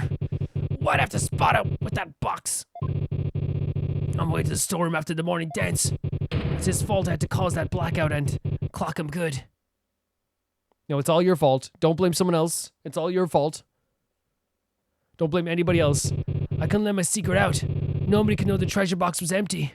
So it was already empty at this point. I'd lose my position as head monk. Who knows what else they'd do to me? Like, isn't that crazy? Is that crazy? Someone who has a fear of what they could do to him in this court system. Someone who has a terrifying fear of what they could do to him in terms of killing him possibly. Right? Has no problem putting that on a 9-year-old kid. That's why I have no sympathy. And no one should have sympathy for him. No one will have sympathy for him. I have nothing for this guy. At all. I couldn't let it. I had to stop him. You had to, did ya? Imagine being so fearful of a court system that is wrong. By the way, it's wrong. That you try to turn it around. And put it on someone else. Just a scared baby man. What a shocking development. I can scarcely believe it. Nothing like this has ever happened since the DC Act was enacted 23 years ago. No, my perfect unblemished record. Your record is the same thing as someone doing a one-person game of basketball. And saying the first person to get to 10 wins. You won nothing. You never won anything. Never. The incredible pain. Ruined. I mean, you'll always be in incredible pain if that helps anything. No! And this is satisfying too. Oh my god, the crowd and... Dude, that's a better look for you! Not that we should be complimenting. That's a way better look for you. And speaking of better looks, look at this. Oh, and the crowd is so shocked by this too. This can't be happening. It's a shock to the system. It's their culture. It's what they've grown up believing that lawyers are wrong and they're liars, and that's why that DC Act was enacted. For a defense lawyer to win in a court case and not only prove, let's be honest here, what happened here is they proved the prosecution wrong. They've proved the system wrong. They proved their head monk wrong, and the basis of the vision was correct. By the way, what they saw in the vision was a true thing, but they proved that the vision shouldn't be trusted 100% all the time as just an undeniable fact. You have to still look through that vision. They've shaken a worldview here. That's what Phoenix has done. Sorry, I should have read that, guys. I was just so into the idea of what was happening here. Peace. I said peace. Honestly speaking, I'm just as shocked as everyone else, but the truth has been made known, so it's time to give my verdict. Let's go. In the name of the Holy Mother, this court finds EQs. I'll be your guide. Yes! Even when you know what's coming, it's always amazing. Whoa. What? What is that with the butterflies? And the smile on his face? It's so pretty. That's such a better look for you, buddy. Keep that. This is gorgeous. Is this what we're going to get in Not Guilty all the time? I'll take it. Oh my god. That's like, usually the Not Guilty is like erupts in cheers, but of course that's not going to happen in this court system when people don't like defense lawyers that much. But like, getting I'll be smiling as worst, like, you have the determined look on her face with these beautiful butterflies flying to the sky. I could get used to it. April 24, 1:36 p.m. The High Court of Crane, accused lobby. There's still quite a commotion. Of course, their entire worldview has been turned upside down. The people from the gallery show no signs of clearing out. I can't believe it. Not guilty? I'm still in shock. Can you believe that guy? I can feel everybody's eyes on me. This can't be happening. It's impossible. Oh, Holy Mother, preserve us. I've never been in a defended lobby quite as this uncomfortable. Oh my god, Albie. Albie. Oh, Albie. Thank you. Thank you so much for what you did for me. Oh my god, no problem whatsoever. It is my pleasure. Oh, and some beautiful music as well. Oh. It's honestly a heavenly tune. Gorgeous heavenly tune. Yeah, it's so good. It's no problem whatsoever. You too, Shadow. I'm just glad it turned out okay. It was touch and go there for a while. The relief that this kid must feel. I'm really sorry, Mr. Wright. I had a really hard time trusting you at first. It's okay. Don't worry about it. Oh, look at Shadow. Give him a little bit of support. Look at him. That's okay, Albie. I know how unpopular lawyers are in this country. But how did it ever get this way in the first place? Allow me to explain. Okay, great. 100%. At least I wish I could explain. But I don't really know. Oh, okay. This music's great. I never even questioned it before today. By the time I was born, all the lawyers were already gone. That's the thing. He grew up and look, as he's doing this like thoughtful look, so Shadow. It's so cute. As far back as I can remember, verdicts have been based on her benevolence as insights. Right, Rafa, the royal priestess.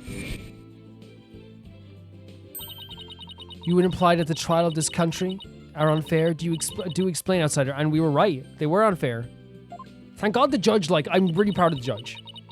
I am very proud of the judge for getting this far, because to go against your own worldview and your own faith to judge a case fairly enough, I wouldn't say it's fully fair. It wasn't fully fair, but to judge it fairly enough, I have a lot of praise for that. I do a lot of praise for that, in my opinion. How the verdicts found on truths and imparted by the very souls of the dead lack impartiality. See, the vision was correct. What we saw in the vision was correct. It's just how you discern it and explore it, right? We saw a real vision. We just had to actually look at it from a different angle. For her part, I'm sure she really believes in what she says, but yes, 100%. That's what I said. She has perfect faith in what she's saying. Even with her benevolence divination seances, lawyers are still necessary. I agree. Without proper defense, people could easily wind up receiving wrongful convictions. Mr. Wright. Shh. Huh? Don't say that so loud. People might think you're a rebel. You could be arrested. I'll get arrested again. Come on, let's go. A rebel? That's right. One of those people going against our queen in the court system. Oh, okay. And here's the thing: there's no double jeopardy here, I bet, as well. Because like we basically were charged with what was it called? The thing that we were charged with treason in this trial as well. Correct. So and we would have been but they don't do double jeopardy here, I bet, because we can't get charged again for it, right? The same, but it'd be different treason, right? It'd be different treason. Jesus. Who's this guy? They call themselves the Defiant Dragons. They're rebels?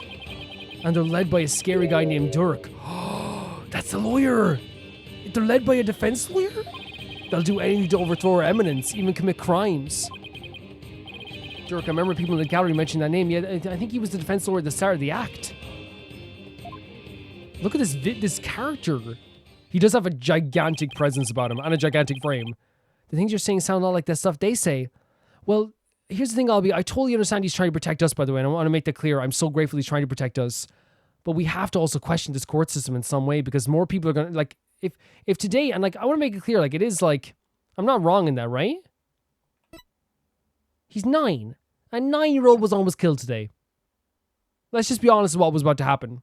I'll rebel. I'd rebel against that as well. I'd rebel no problem against that. 100%. But you're not scary like that Dirk guy. Oh, look at the missing tooth as well. You're not scary either. You're adorable. Oh? Pardon the intrusion? Man, the designs in Ace Attorney are so great, aren't they? So cool. Yeah, you. I want to talk to you, see? Flight is it? Right, sir. Phoenix Wright. And you are? Oh. I'm the Kearney's Minister of Justice. The name's Igna Kakarul Karain. I oversee the whole legal shebang. And I was watching that three-ring circus in there. 3-ring circus, okay. So he's like the head of like the legal system here in Karain. Crazy, extravagant outfit once again. Look at the gems. You were? Wow, Minister of Justice. So he's in charge of the entire court system? Defense Culpability Act and all. Yeah, I hope he didn't, it wasn't the one who enacted that. Minister Igna, how are you, sir? Like, even after this court system literally nearly killed this kid, he's still being so respectful towards this guy. Run along, Winnie Monk. Grown-ups are Shut your mouth. You leave. You go. Put that cigar in the opposite way. How about that? Swallow it. No, you don't have to go. No, you do not. Look at you. Do not. You do not have to go. You do not have to go. May I help you with something? Freaking idiot. Oh, I chewed down on my cigar. I heard cigars are really good if you swallow them while they're lighting. Jesus, dude. Like, come on. Get out of here, kid. You almost just died today, but get out of here. My court system nearly killed you, but get out of here. Grown-ups are talking. Just wanted a good look at you. Guys like you aren't exactly a dime a dozen around here. The crooked smile as well. Look at this. Huh? Well then. He's eyeing me like I'm some kind of exotic creature in a cage. He has great facial expressions. Oh, you might as well share this little morsel with you. Turns out Ro was a seasoned thief, a repeat offender, see? Okay. Doesn't mean he deserved to be killed. Had my men look into it, they found all the booty he pilfered right in his digs. Still, I don't think he deserved to be killed. Not that he's saying this, but... He seems like such a nice man. Why, Mr. O? Why? I'm gonna say something now, people might disagree with me. A person who is like down to the luck and steals like riches from richer institutions, I'm not gonna see it as like, it's different if you steal from other people. That's not good. You do not steal from like people who are also just trying to get by. Like, you know, it's like the situation, like it's like if I found out like someone someone comes up to me and goes, yeah, I heard he was stealing from Walmart. It's like, okay, dude, I don't care. Like, whatever, you know? Guess he was doing it for the family. Exactly. What a mook. Please tell me I get to take this guy down. Well, don't tell me that, but I hopefully get to take this guy down as well. A mook? How can you say that? Don't worry, Albie. Don't even engage with him. Don't even engage with him. Guess that's kind of sob story gets you common folk all misty-eyed, huh? Sob story? You mean your family barely surviving? Mr. Jewels on his freaking jacket coat. Mr. wears a cape everywhere. You wouldn't know what it's like. Anyway, another thing. I had my men check out at his stain fella too. He wasn't the one with the sticky fingers. It's the insurgents, so he didn't actually steal it? What? They put a squeeze on our head mug apparently. So he gave up the founder's orb and tried to keep it hush-hush. That he still stole it then. Let's be honest here, he still stole it then. Wow, I see. Thank you for letting me know. And this to me is, again, a system-based thing, right? And how they deem poorer people and people less fortunate in this place. And by the way, I'm going to say this too right away. This isn't just this country. This happens in worldwide as well, right? Where, look at the monk. The monk gets a whole story of like, they were putting the pinch on him and he didn't actually steal it himself. He stole it for someone else. He was forced to do it, you know what I mean? And then you have on the other side this dude like who stole riches for his family to make them feel better. Like, he gets the response of, what a mook. You know what I mean? It's like, it's such a difference where like one person gets like their crime kind of explained away a bit. I'm not saying totally explained away, he still did something bad. While the other one gets told he's a mook. You know? Both were for survival, but it's just that one person like tried to like kill someone, other person as well. I want to make it clear as well. I said it like before, I know someone's probably going to say it again. I don't condone that pointing of the gun at Albie. In fact, if I saw that happening, it doesn't matter what position you're in, pointing a gun at a 9-year-old, you would get thrown to the ground, like, dude. Like, you would be, like, that's horrific. That would traumatize someone. That is, even if you didn't plan to pull the trigger, it's still horrific. Yeah. Say, White, it's right. That was a cute little number you pulled in my courtroom today, wasn't it? The first not guilty ruling in 23 years. That's massive. You're making waves, see? Stirring the pot, catch my drift? Oh, well, yikes, I'm in for it now. But thanks to that song and dance, we know our precious national treasure got nicked. So I'm gonna call the wash and let it slide this time. There's nothing you can do anyway, dude. The court ruled in my favor. Sorry about that, bud. Sorry about the bud. You know what I think we should call you? You know what you remind me of? A mook. You're a mook. But all I did was defend the accused. Exactly, you did nothing wrong. Don't worry about it. I'm already down with this guy. He insulted Albie. He's done.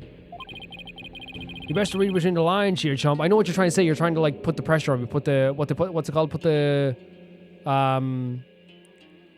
our feet. It's not feet to the coals. It's a hand to the cooker. I don't know what it's called. You're standing on thin ice. Get my drift? Phoenix has been standing on thin ice for his whole career. He will slide across that, do a dance on it, everything. Even a dirty no-good and punk knows how to cash his chips before the house steps in. He is basically telling us right now that, dude, if you go any further with his defense stuff, I will step in. He is putting the pressure on us 100%.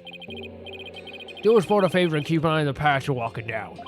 You never know whose toes you might be stepping on. This ain't your turf, buddy.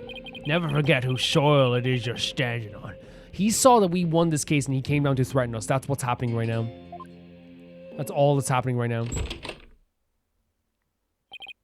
Like, he was kind of scary, wasn't he? Don't worry about him, right? You're a good kid. You did a good thing today. You have more integrity and niceness and everything in your pinky finger than he has in his entire stupid body. Don't worry about it whatsoever, Albie. Anyone insults Albie, they're done. They're done. Well, yeah, no use worrying about it. We have more important things to think about. Such as when can we continue this sightseeing tour? Yes, that's lovely. Tour? Oh, anytime, sir. He loves doing this. And look, I'll even pay you double. We still have plenty of time until Miss Maya's training ends. And there's still lots more temples to see. And all kinds of local food to see. That's lovely. He's so excited about this. I can show you the natural beauty of the area and the waterfalls used for training. And I haven't shown you the breathtaking mountain view for the Plaza of Devotion yet. And there's this place where you're dangling the real the great view of the Father River, walking the beds of all right. Slow down, there's plenty of time. You show me anything you want to. Anything you want to, buddy. And when we're done with all that, we can go see Miss Maya together. This adorable kid. Okay, bring him back. We're gonna beat him up. We're beating up the guy. You bet. What was his name again? I wonder if she's doing. I hope she's okay. Of course you do wonder if she's okay. It's Maya. But his name was Igna. Yeah, we're gonna beat up Igna. We're gonna jump Igna outside the court. Me, Shadow, and I'm gonna get Maya too. And Albie can take a rest, so he's been through a lot. Just me, Shadow, and Maya for a bit. Wait, what? So, how about that not guilty, Dirk? What's he gonna think about this? I heard. Wait. Sounds like the winds of change are beginning to stir. He's taking this as something like, that's good for them. As you would, right? Like, it's like the system is changing. Great artwork, isn't it? And that was a great case. That was one of the best first cases we've ever done, for sure. Let's save here.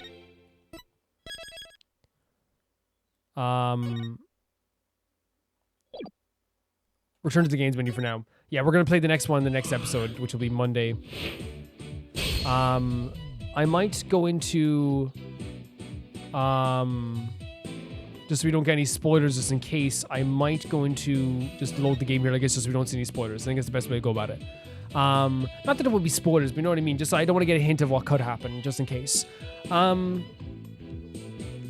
So I would say that in terms of like quality of a trial, I think that this was like one of the most like energetic trials we've ever been in. I feel like it's one of those things. I'm not saying a lot for Ace Attorney because they love very energy-filled trials, but like this first trial, does this make sense? You guys, Ace Attorney fans will get what I'm saying. This first trial felt like a third trial, right? Or a second trial is probably a better way to put it. You know, the second trials are a little bit longer, a little bit more meatier. And in this case, I feel like for me personally, like it would have taken you maybe other people less time because I'm talking so much and yapping, big yapper energy. I think it took me in total, I want to say 3 hours and a half was the first section, and then we did another 2 hours here, so about 5 hours and a half, which again is long for a first trial. Like we used to do first trials in like 2 hours sometimes, but I think that's like honestly like, you know, not a bad thing, because I feel like what they were doing was setting up they weren't only just setting up like, you know, a tutorial of how to do this trial or setting up like maybe new characters. They were setting up a lot of things. It was the tutorial, the system in place in Karain, the religion in Karain, the social customs, introducing us to characters like Albi and the Judge and Rafa and Dirk and the new Anigna, introducing characters in a very cool way as well. They were introducing, on top of all that, I feel like they were also introducing to us the story, right? I like kind of like trying to like delve us deeper into the story as well too, where like now we know that there's going to be something related to Dirk. We have the head of the whole justice system here in Karain on our tail.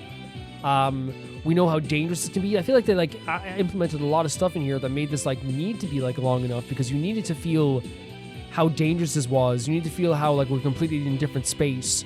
We need to feel that like these people are not on our side all the time. We need to feel like it's one of those things where it's like it is going to be an uphill battle.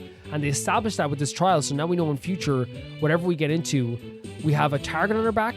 We have people looking over us. There's going to be people from both sides of the both on the justice system, the people in the religion, and the people in the rebellion. All eyes are on Phoenix now.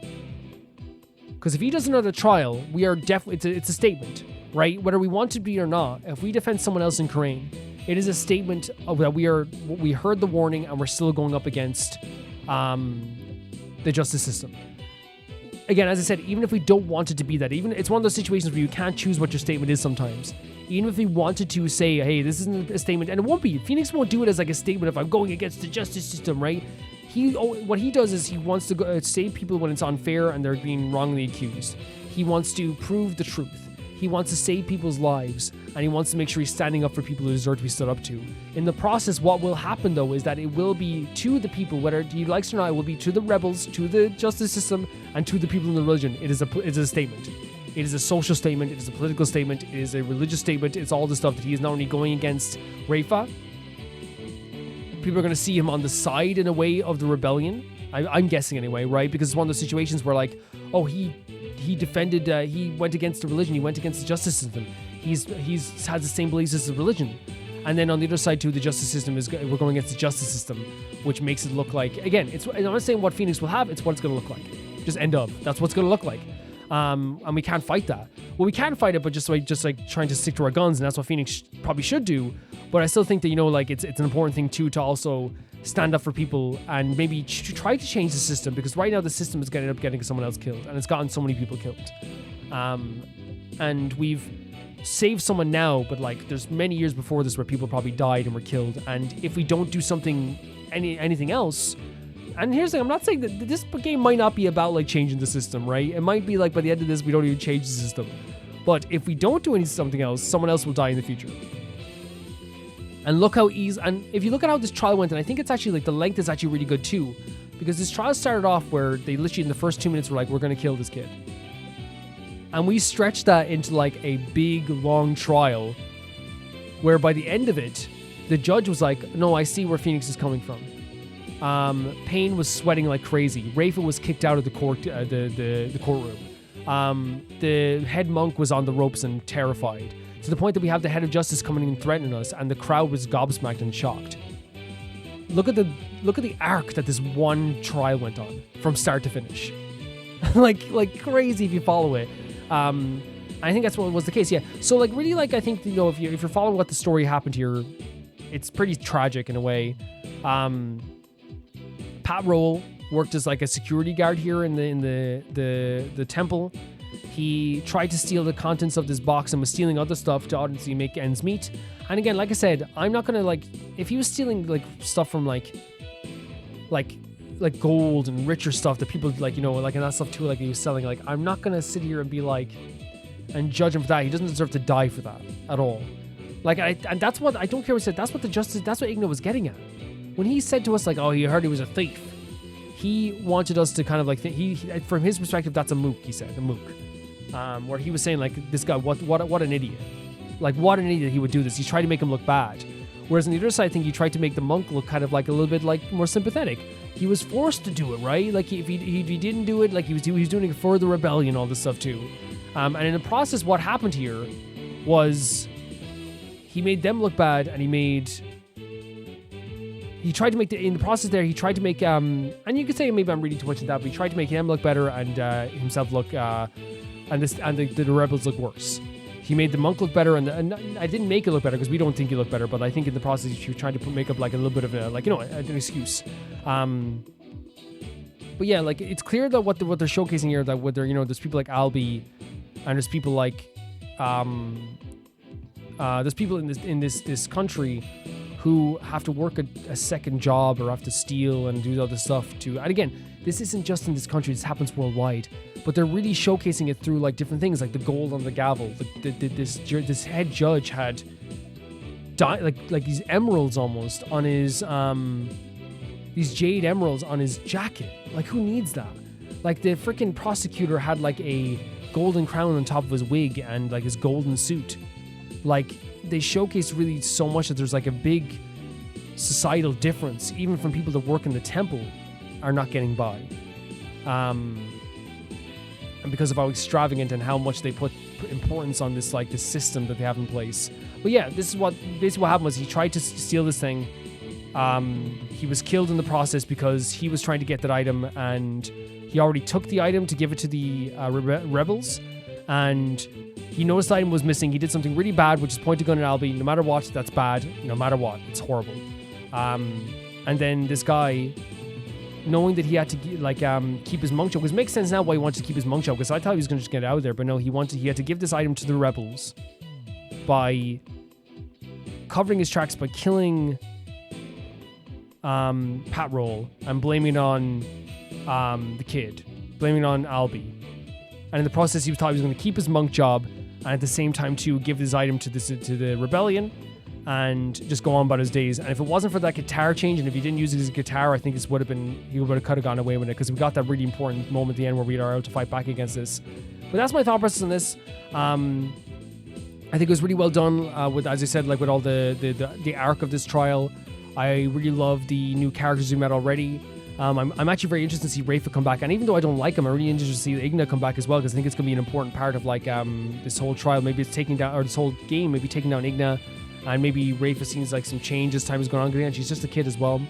I love the craziness of this trial. The uphill battle aspect had me going nuts, but like that was fun. It was fun to like fight back against that. It really was, as that's always a fun thing to do.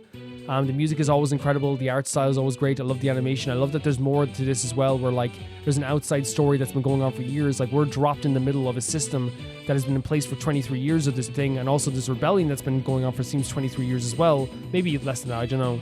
But we've been dropped in the middle of this situation where we had to save someone's life, and now we're tangled up, whether we like to or not, we're tangled up in a whole different system that's already been going on for years. And you could say that happens to Phoenix Law, where he gets dropped into situations, but this time we're dropped into a country that has different laws, different values, different upbringings, all this stuff that happens in any country. And we're going to have to deal with this system as well going forward too. My perception of all the characters so far, I'll try and go through them. The judge, loved the growth in this trial. It was great stuff. Rafa feels sorry for her because it's clear that she had no choice in this system as well, and she's only a kid. Albie, cutest little dote ever, would die for him. Same with Shido, would absolutely die for him. Think they're adorable, so hardworking and all this stuff too. Pat Roll, we didn't get to know him really. Obviously though, Igna, very frustrated. I think he's a very bad person already just from talking to him. And Dirk seems like really cool, but at the same time too, I'm wondering if there's stuff that he's done that is also not very reputable as well. You know what I mean? There's probably something that he's done as well that has maybe, you know, and I'm not trying to blame the rebels, because obviously this is a system you should rebel against, but I do wonder if this is going to be a situation where we find out maybe he did something else. You never know, because they do like having layered characters in this game. They love having layered characters in this game. Yeah, and of course Pain was really fun to fight against as well. I love the idea that he was up against nothing for years, and then finally we got to like put him, to like make him feel like he was. I know it's horrible to say, but like it's a horrible way to look at it. But like this is a character who like wanted us to die, so making him feel like he was nothing for a moment, that's the least that we could get. You know what I mean? I love that we're going to see Maya as well, and I love that you brought up Maya throughout the trial too. I cannot wait to see Maya. I cannot wait to see all these new characters. I can't wait to play the next trial, and the next episode is going to be on Monday. Guys, thank you so much for watching this. Thank you so much for supporting me as always. I had such a great time with this. I thought it was so fantastic. I can only have just praise for this over and over again. I want to say thank you so much to Never Gonna Pay the Baby Gangster on Patreon. That's my Patreon at the highest tier. Thank you so much to Tyfire2, Jamie Bull, Johnny the Banana, The Ghost of Nuzuma, Twisted Felix, Ewald, Radish and Usta, Links Marky, Assassin, True Peanut Butter, Peter Shelson, Leon, High Casparian, Jared B. At the highest tier on my YouTube, Roar Gamer 7, and Blasco. See you guys.